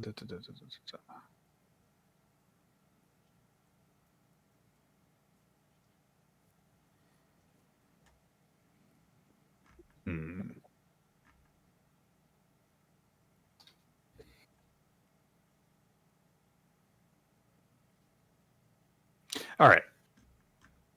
So after a bit of time where you guys are kind of pouring over stuff that you've got here, you get a call comes in for Dentalion. All right. And it is the person you reached out to, Willie. And he says, "Hello, Dan. I heard you were looking out for me. Is there how you doing, man?" I'm getting by. I'm doing all right. Say, I got some pills from the real world. I was wondering if you could Yeah. give me an analysis on them, see what they're supposed to be. Oh, you looking for peer review, so to speak? I wish it was that much fun. I'm gonna say this now. First, when you said Willie, I imagined it was Willie Nelson. I'm like, oh, That's did he die recently? And then yeah. I'm like, oh no, he's What? still alive. What? Willie Nelson reference? Why would I do that? I'm like, oh no, he's still alive. He's like Keith Richards, and he's immune to everything he takes. Maybe he's just died multiple times and we just haven't noticed. Like, I believe that more of Keith Richards, honestly. Willie seems to actually in good health. What are you guys? What am I saying? Of course, he's died multiple times. He flies a starship. Just keep on decanting another clone every time one ODs. He crossed the Panama. Goes to the same cloning facility that Keanu Reeves comes from. So this iteration of Willie is the highwayman, and he has agreed to help you out. Yes. So okay. So yeah, no, they're just supposed to be like standard medications. It's one of those SNRs we're looking into, and things are complicated. We need to know what exactly these are made out of. All right, you used some terms I'm not too familiar with, but yeah, if you need me to help you find out what kind of drugs are going on, then yeah, like I'll heart pills and shit. Like, well, that doesn't sound fun. Nah, it's not fun at all. All right. So, but you think that there's something else in there? I think it's either just sugar or they're spiked with something. Oh, well, now you have me intrigued. All right, I can take a look at them. Awesome. That'd be great, man. You want me to bring my stuff, or you want to meet me somewhere, or how you want to do this? Oh, whatever's most comfortable for you, man. All right. I'll tell you what. I'll meet you wherever you want to, but you're gonna owe me a good meal. Give me fair. Give me like some churros or something like that. And you want them from Meat Space, or you want them from the I forget what Skitch's thing was called. The Fulcrum. The Fulcrum. Or do you want it from the Fulcrum? Fulcrum. All right. I don't know. You ever? They do good churros. You think? Do good everything there, man. Yeah, I'll show you around. All right. That sounds good. Sounds like a plan. Okay. Yeah. Why don't you meet me at the office? We'll get you set up, and after we're done, I'll take you by the Fulcrum, and we'll get you stuffed full of churros. All right, man.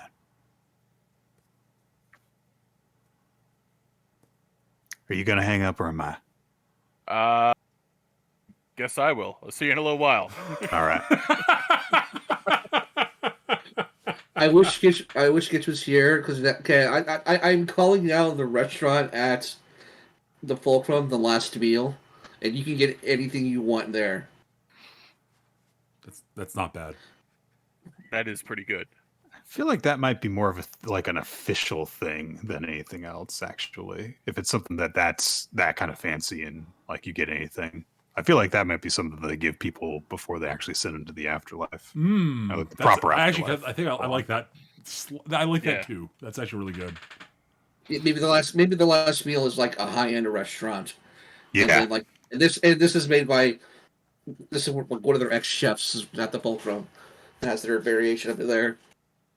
Last Meal Express. You want me to make you churros? Yeah, the man knows what he wants. With my talents. Oh man, sure knows. Go ahead. I've not seen the whole movie. I've just seen a couple of scenes from it. But the most recent movie, I think it's a recent movie, Menu. I think is the title of it, or The Menu, or something like that. The menu. Yeah, The Menu. Oh, yeah. There's a scene where when the character comes into the chef and asks him to make her a cheeseburger, and he is delighted. That is one of the best scenes in that movie. Although my favorite one is when he talks to one of the other victims. She's like, "Where did you go to school?" She's like, "Brown." And he's like, "You have student loans?" She's like, "No, you're going to die."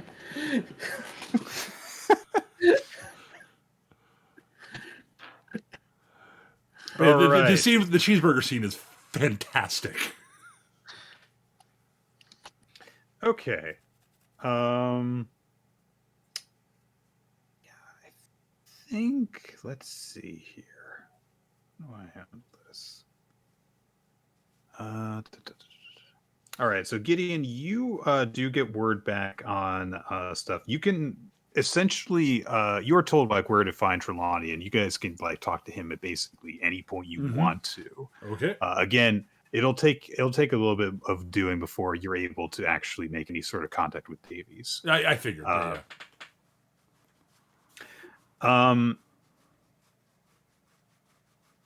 As far as you're aware, Trelawney is like free like right now. So if you want to kind of like run into him before we do anything involving the actual chemical stuff, we can do that. Sure. Why not? I mean, I can't think of.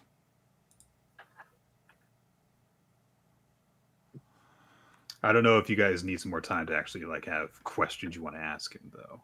I was really hoping it would be here in time.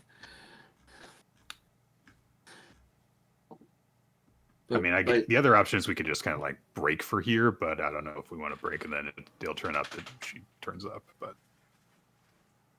do we want to do that last, or do we do the chemical stuff now? We don't want to do the chemical stuff right now. Okay. Trust me. So fair enough. Turns out it's all distilled demons.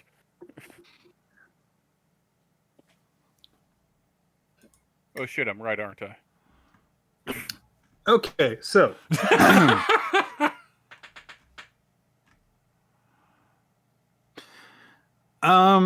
because I don't unless you guys have to ask like a very particular thing that I don't know about right now. I don't think there's anything that's going to be super weird that'll come up when in talking with Trelawney about. I can't think of. I mean, you guys kind of got the irrelevant information out of him to begin with. That's sort of what I was thinking. I just not much. I don't know what else we. I mean, we can ask him specifically about their operations, where their operations are located that he knows about.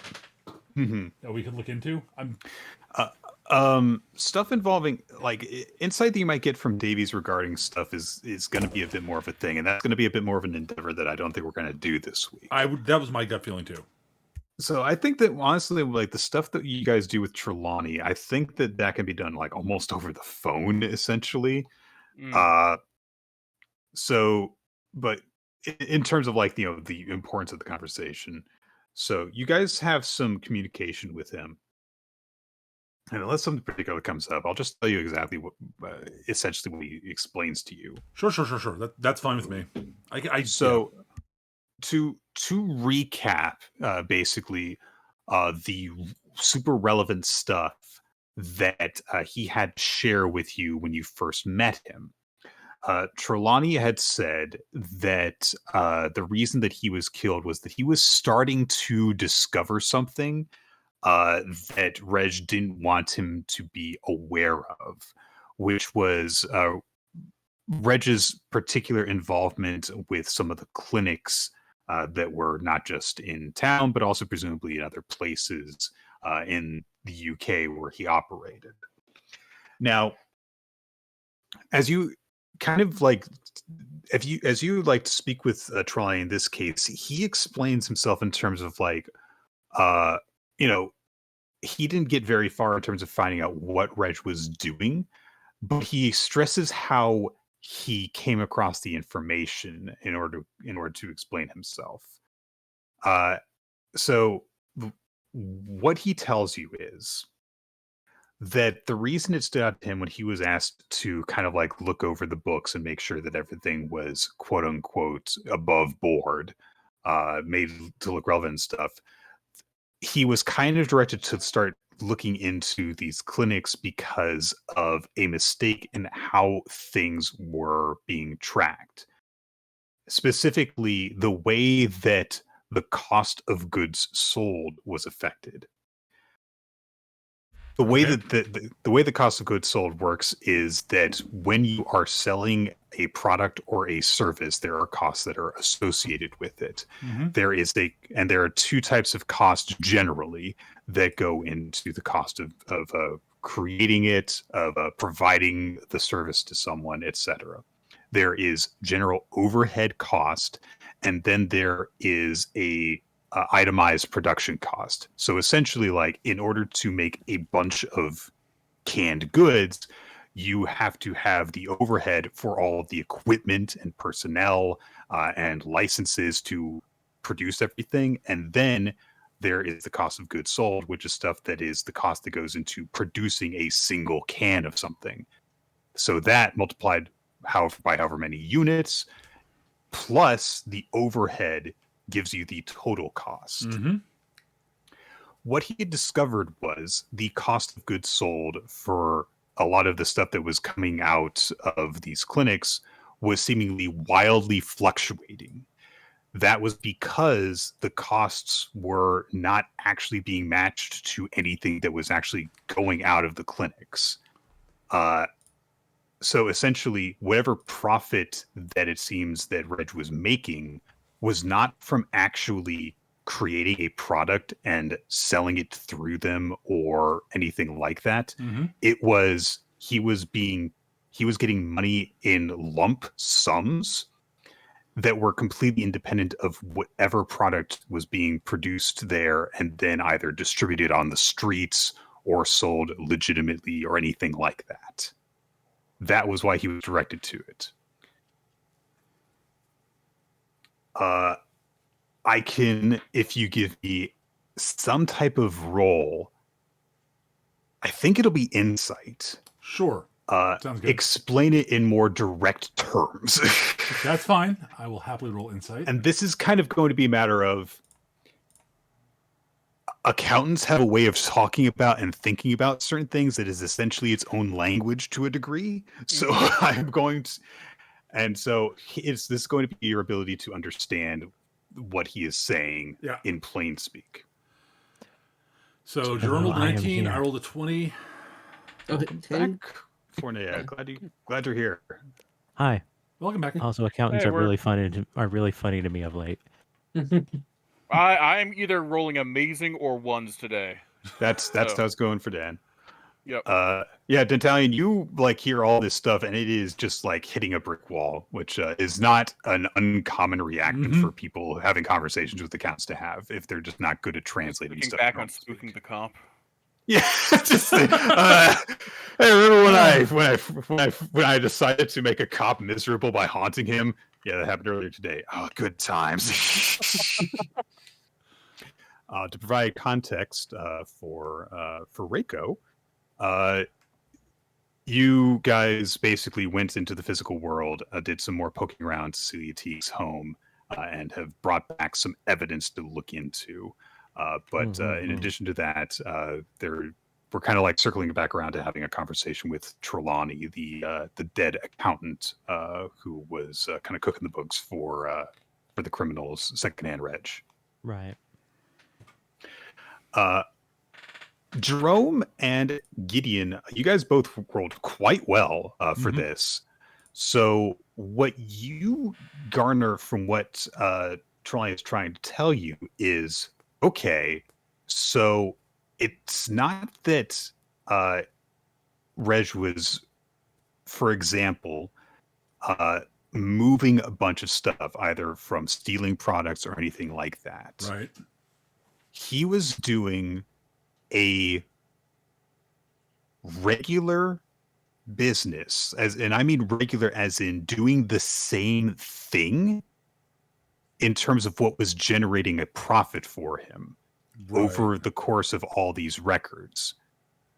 Whatever stuff went in and out of these clinics is irrelevant to his actual profit. Huh. So So the income for it was not coming from any individual dealings with people. It's not as if he had a set of clients that were paying him for stuff, Right. for individual products. Either the money was being generated just from him having those outlets, or someone was paying him to just on a regular commission basis, on a on a salary. It's like he's been subsidized. Yes. Yes. Ah. Okay. And he shares this with you because he doesn't know what was going on, but this is the way that he was tipped off to it, was that because the profit does not match with the stuff that's going out, it generates some fluctuations in how stuff was tracked. Because it's as if like, okay, well, he sold 20 of these on Monday, but because it's generating the same amount of income as if he sold 2 things on Tuesday, then the 2 days have wildly different costs per unit associated with them. So because he's making the same amount of money regardless. So he's making, no matter what. So what you're saying, Mr. Trelawney, is that no matter how much of a given product he sold, the same amount of income was brought in. That's about that. Yeah, that's about the short version of it. Yes. And this is atypical. Oh, very atypical. Yes, sir. Okay.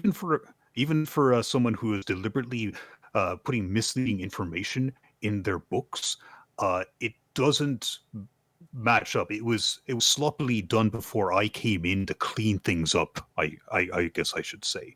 I see. Interesting. So that this would be an indicator of some sort of illegal activity, then, is what you were saying. Well, not just like illegal activity. Very strange activity that doesn't match up with even what he is indicating that he's doing in terms of tracking illegal activity. Normally, you see, money laundering is done in such a way that you feed it into a place and then it is circulated through a legal system and then it goes out the other side. This is a very, very shoddy way of doing that. But it's not just laundering, seemingly, because these are apparently profit centers. So this is actual. This is what you're saying. This is representing actual incoming in funds. Yes. That are effectively unaccounted for. Yes.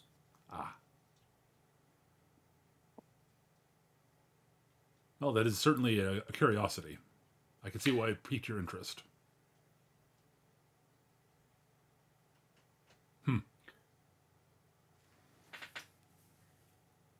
I'm afraid that I can't really offer you any more than that. Once Reg started to understand that I was poking my nose a little more deeply into that matter, he decided that it was that keeping it secret was important enough that I had to go.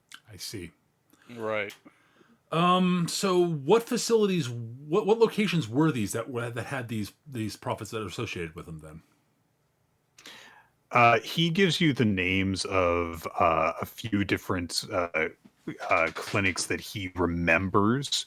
A couple of them being just in town, and a few being ones outside of Cornwall. I'll scribble but those he down. doesn't remember all the. He doesn't remember them all off the top of his head. Any of them is actually something to look into, at least. I'm not even going to make you make a roll for this. You know for a fact that one of them was the pharmacy that Cecilia T got her medication from. Okay. We have scripts, yeah, Okay. where they got chatted. I believe that actually even came up prior. I think that did, yes. All right. Well, it sounds that's definitely something to look into, I suppose. So, Mr. Trelawney, anything else of note about? Actually, I'm trying to think what else Gideon would actually care to ask about. Now that I'm thinking about it. Mm-hmm. I don't think there's much else Gideon that will occur to Gideon to ask about, for the simple reason that this potentially has a tie to the SNR we're looking into. Therefore, I'm not sure what else I can think of that would actually have a direct tie that Gideon would actually be would focus on. I can't think of anything at the moment. Anybody else? Okay, Anything else they want to ask? I have something I want to ask, but I'm gonna wait till everybody else is done. All the accounting talk just has like Dan giving that 1,000-yard stare. he's just completely checked out.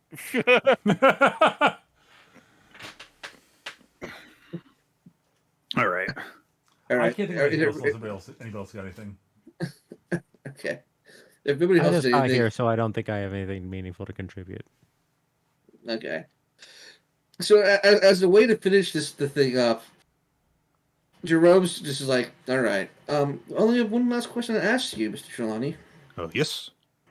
How do you sleep at night knowing that you helped this criminal hide all this money and used it to finance his reign of terror in your hometown?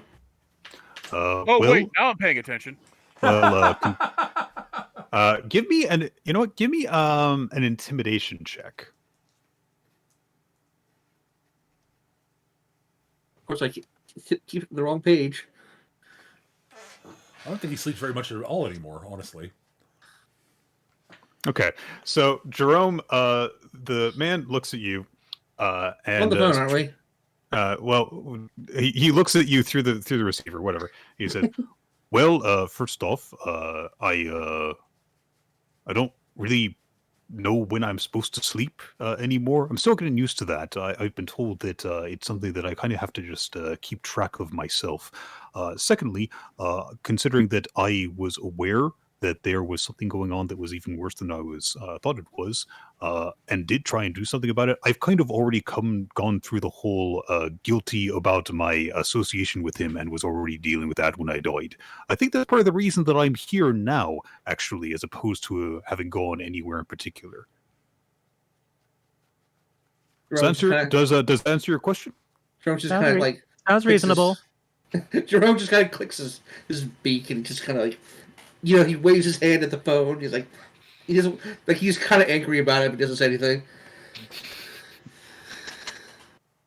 I fully knew what I was doing in terms of it being wrong when I was doing it. There was a certain limit that I reached and decided that actions need to be taken. And as you can see, I did, in fact, pay for my association with them in the end. Not proud of it. Jerome's just kind of like, I see. Well, we'll see if you really pay for it at the end. And he just kind of hangs up the phone. All right. Harsh. Jerome's just like, Jerome actually has more pity for the actual murderer guy involved than this middle manager money launderer who's just kind of like, what did I do that was so terrible? That's not even what he said. He's just sort of like, no, I've come to grips with what I've done, and I'm dealing with it, and that's why I'm here, and I hope I can. He's just kind of having a little self-righteous moment there. It's like, oh, sure. Fuck you. Yeah, that's fine. All right. You guys have hung up the phone following that, and it's not too much longer until Willie arrives. Willie, take me. I'm angry. Take me away. As this person is arriving, I don't know who this is. it's Rico okay. is just going to casually throw out, "Careful, I hear accountants will curse you with lupus." We could do that. They can do that. I thought they were like ninjas, and all they all they do is hang around airports and get stuck to the jet engines. Sorry. I'm sorry. I have a very specific perspective on accountants of late, and yeah. Sorry, I was making a tick reference. I was making a Hunter the Parenting reference. I'm not sure how I feel about all this talk about accountants right now. All right, so Fair enough, Nick. Fair enough. Oh, you should watch the thing I linked. You'll get a ride out of Okay, it eventually. So Willie arrives. Is a man in kind of some sort of dusty old West attire. Spurs on the boots. and what do you call those things that fit over pants? I forget. Chaps. Chaps. Chaps. And a red bandana, cowboy hat over some black kind of silvering braided hair that hangs over both shoulders.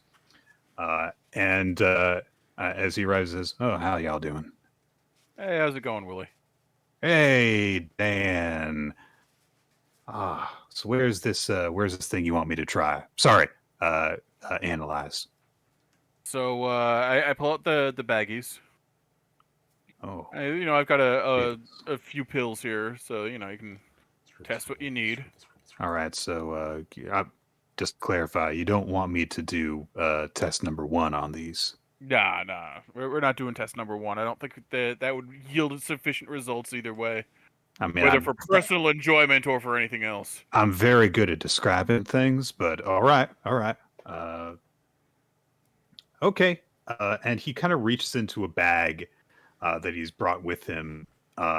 He asks to, be given an area that's, is good to like kind of set up some equipment, and just full on starts like producing those weird winding and interconnecting beakers and contraptions out of it. It's one of those. It's essentially like a briefcase sized bag, and he's just pulling them fully out of them.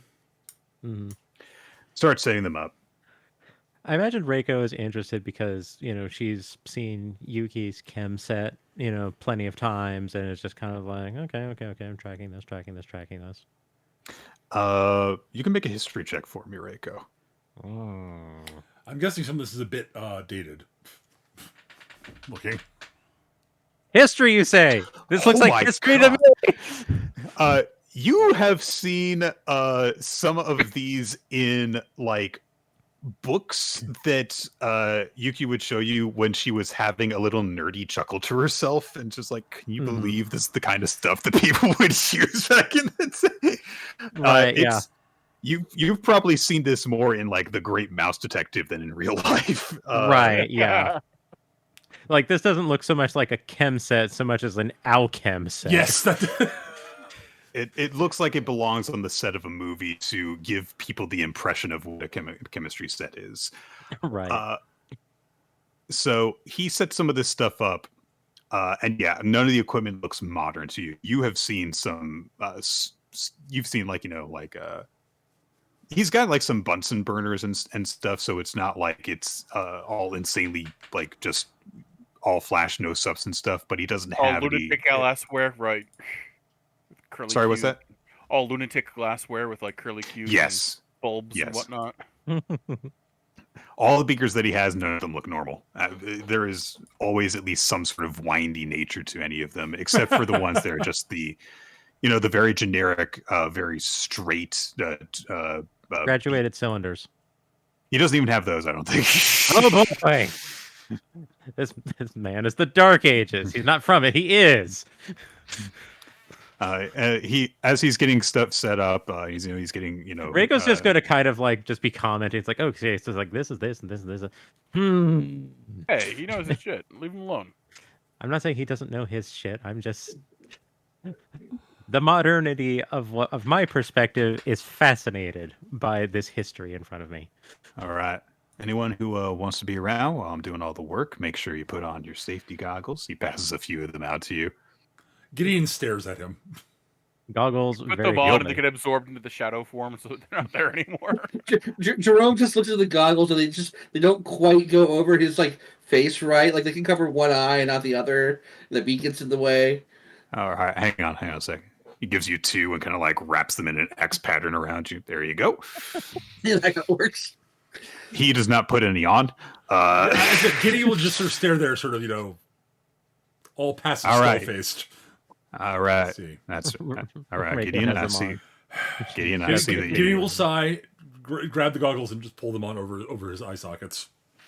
All right, and here you go. Gives you a false nose. Make sure you put that they stay in place. There we go. All right.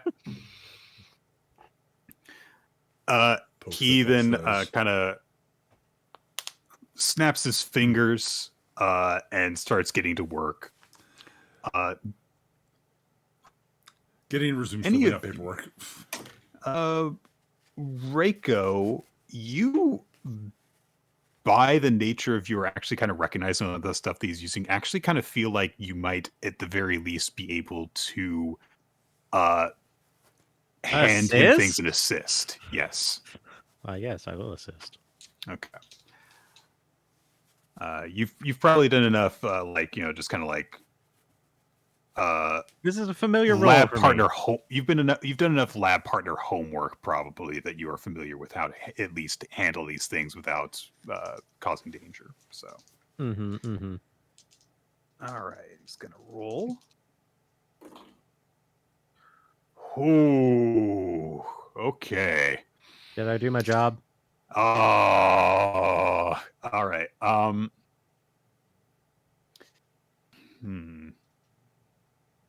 right. So you guys are immediately glad that you have some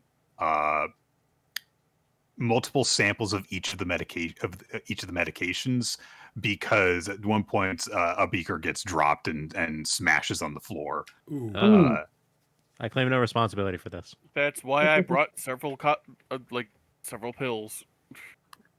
So Willie seems to not react negatively to this at all. He's like, all right, that's fine. That's why I get spares. All right. Reaches into the bag, pulls out several more. Ma'am, just don't push yourself, and everything will be good. And if the fumes are affecting you, you can just sit down over there and enjoy the trip, and then and I'll handle everything. Oh, is that Secondhand- Reiko?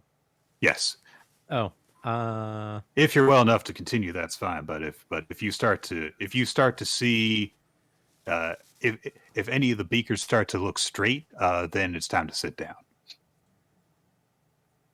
well, fortunately, straight is not really in my vocabulary, so let's keep going. He blinks at you, just totally blankly.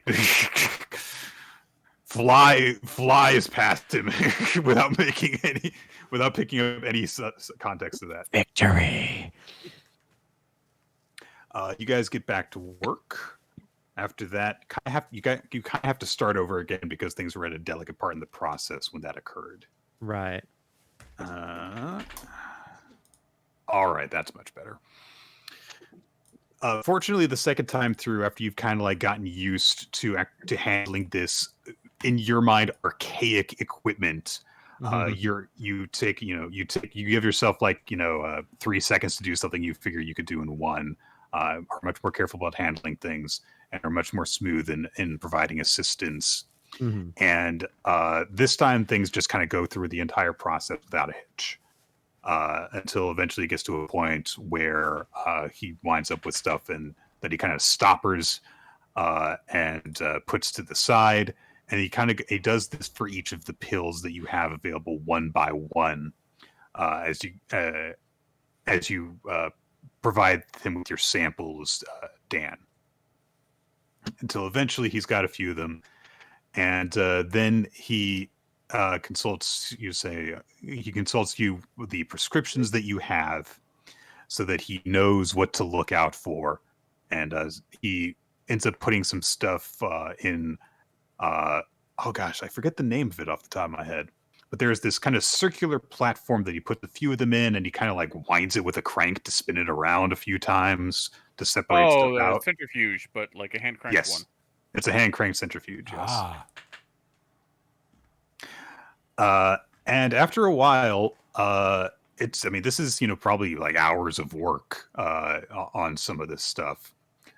He kind of looks over a few things, and one by one, he consults the prescriptions copies that you have. He starts kind of like just checking stuff off one by one until you are left with specifically Cecilia's heart medication. Mm-hmm. And when you come to that, he looks at the samples that he has the results of. He looks at a couple things. He's kind of nodding to himself. And then he comes to one, and he's just kind of stops. Hang on a sec. And he kind of takes another sample of that one and he goes through the entire process again. And he does a couple things differently at a point towards the end of the process. Separates some more stuff out. And then he closely examines a beaker of something.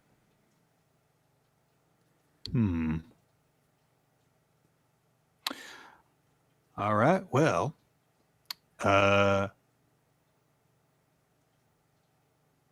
So what's this? Well, it's supposed to be heart medication.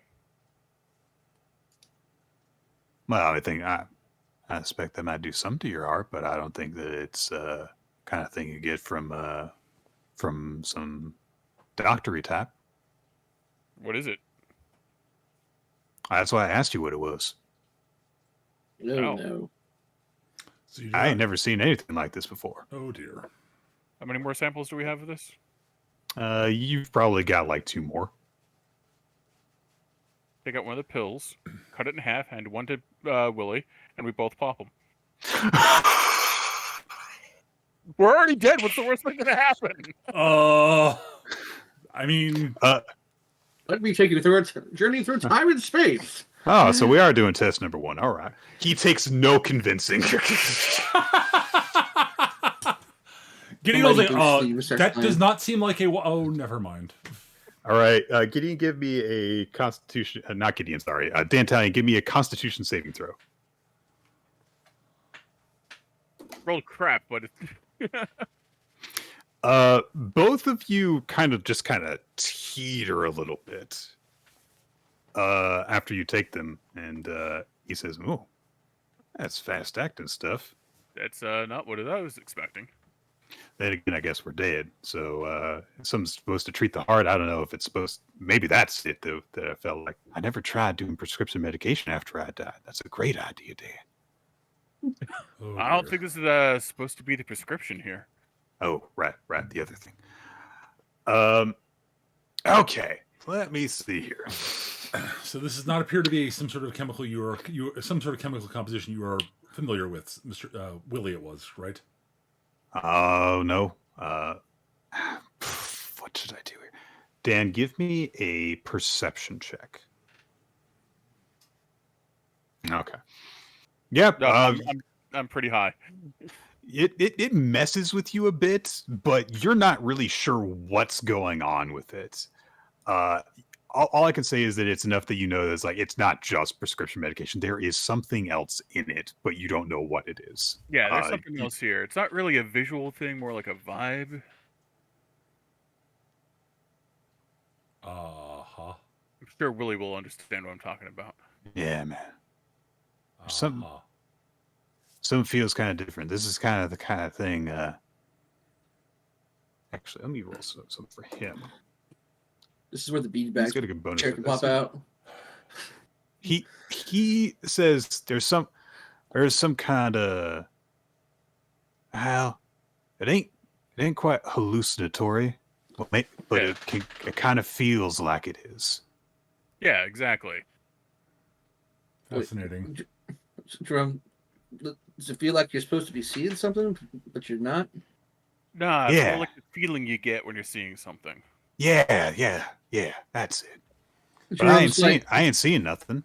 Yeah. Jerome is putting 2 and 2 together. Shit, is this why she was seeing shit?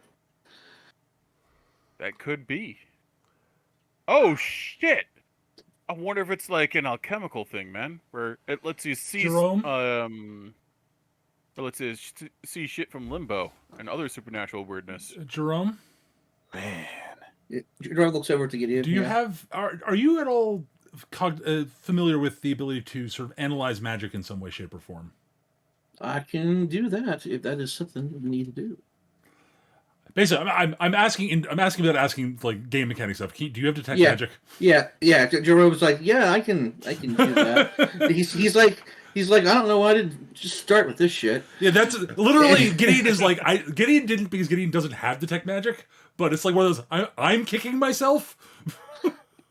So Jerome goes over to to the remaining pill, and he puts pulls out a piece of chalk, does the whole little magic circle thing. Takes about 10 minutes, and then he does some detect magic. All right. I'm going to ask for an Arcana check here. Okay. Because okay.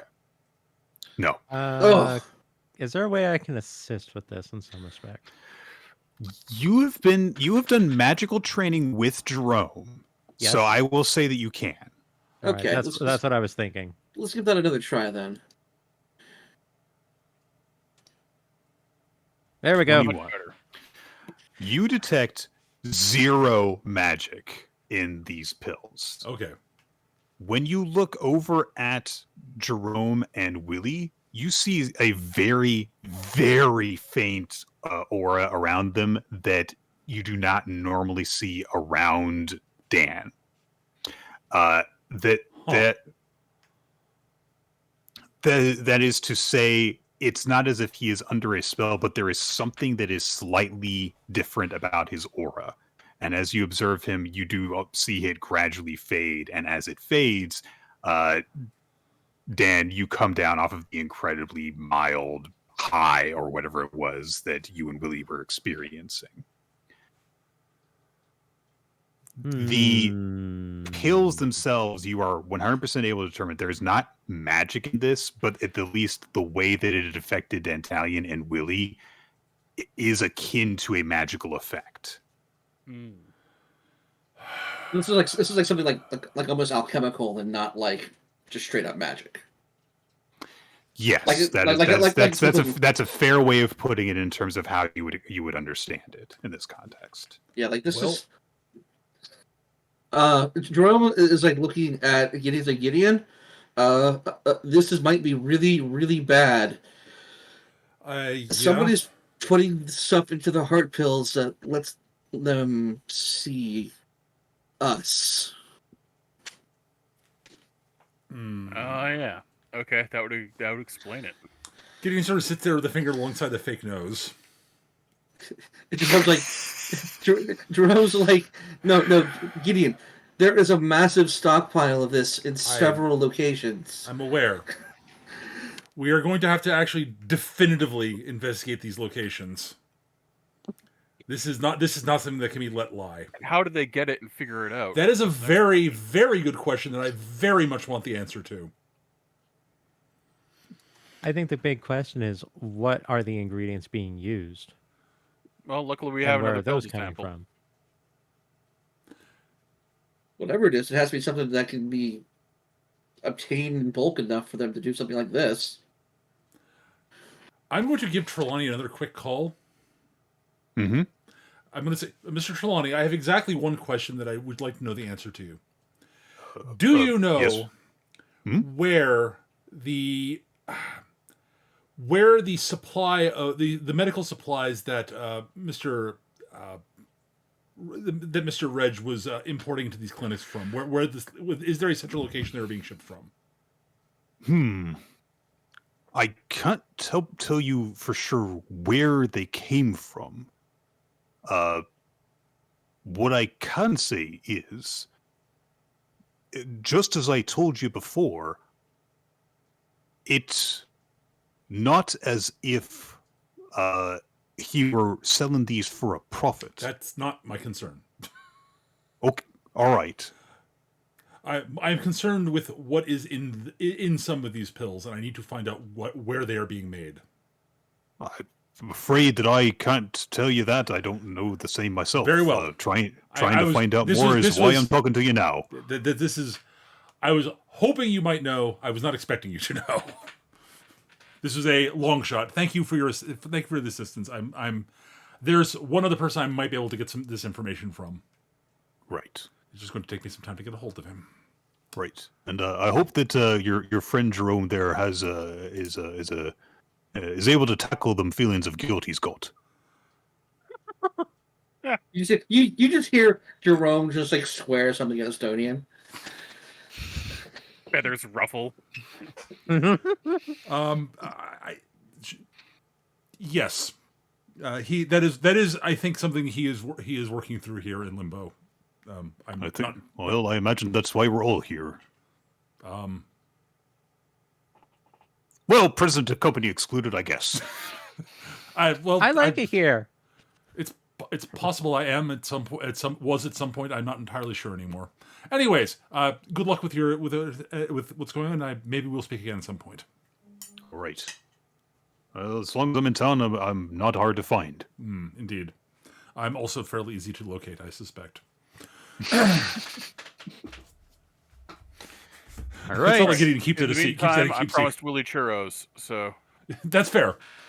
All right, man. Sounds good. Yes, I've got to. Well, unfortunately, as you heard, Mr. Trelawney does not know where these pills were made. I suspect that our Strigoi friend may be the only, our best lead to find out where to go immediately without having to go somewhere else first. definitely going to load up on some churros before we head down to hell. Churros. Well, I am going to be filling out paperwork for a while. So, churros? I think I might still be a little high. Considering the nature of this whole thing, we're going to have to do a very direct intervention. How does this work? How does what work? Going to hell? Fill out paperwork, and it's like a Supermax back in Meat Space. If you mean the intervening with trying to figure out I don't know. That is an extremely good question, but until I know where we're going, I can't decide what I think is the correct course of action yet. Ooh, gotta ask up the chain. Possibly. I'll probably alert people what I'm doing at least. I do have some latitude. Oh, sure. Because if this is what we suspect it is not a good thing. TM. That's the way to phrase that. Correct. Yep. Good. I learned something. Hey. All right. I think that is a pretty good spot to end on. Yeah, I would agree. Any thoughts we have before wrapping up? I just want to clarify. Maybe like in terms of seems to be a pretty clear path for what we might cover next time. I think that there's definitely a priority. I would say. Okay. There's a priority. Basically, it's like we do need to get stuff done with the gallery soon, but this is probably the more pressing matter. Yeah. Just a bit. This has alarm bells ringing in Gideon's head constantly. Yeah, it's like, oh, this is Gideon is debating who he's going to tell about this because he thinks he needs to tell somebody, but alarming the wrong people the wrong way at the wrong time is something he is actually a little concerned about. Yep. Is there a Reaper version of Joe Friday? Yes, his name is Gideon. Unfortunately. Yeah. It's sort of unfortunately, you're looking at him. All right. At least as close as you get. I think that is going to do it then. All right. So, people who are listening, thank you very much for tuning in. Mm-hmm. Guys, thank you for playing, and we'll catch you all next time for D&D Abeyance. Yeah, thank you for watching us on Right. YouTube, guys. Bye, We'll see you everybody. later. Bye-bye. Hey, everyone. Bye.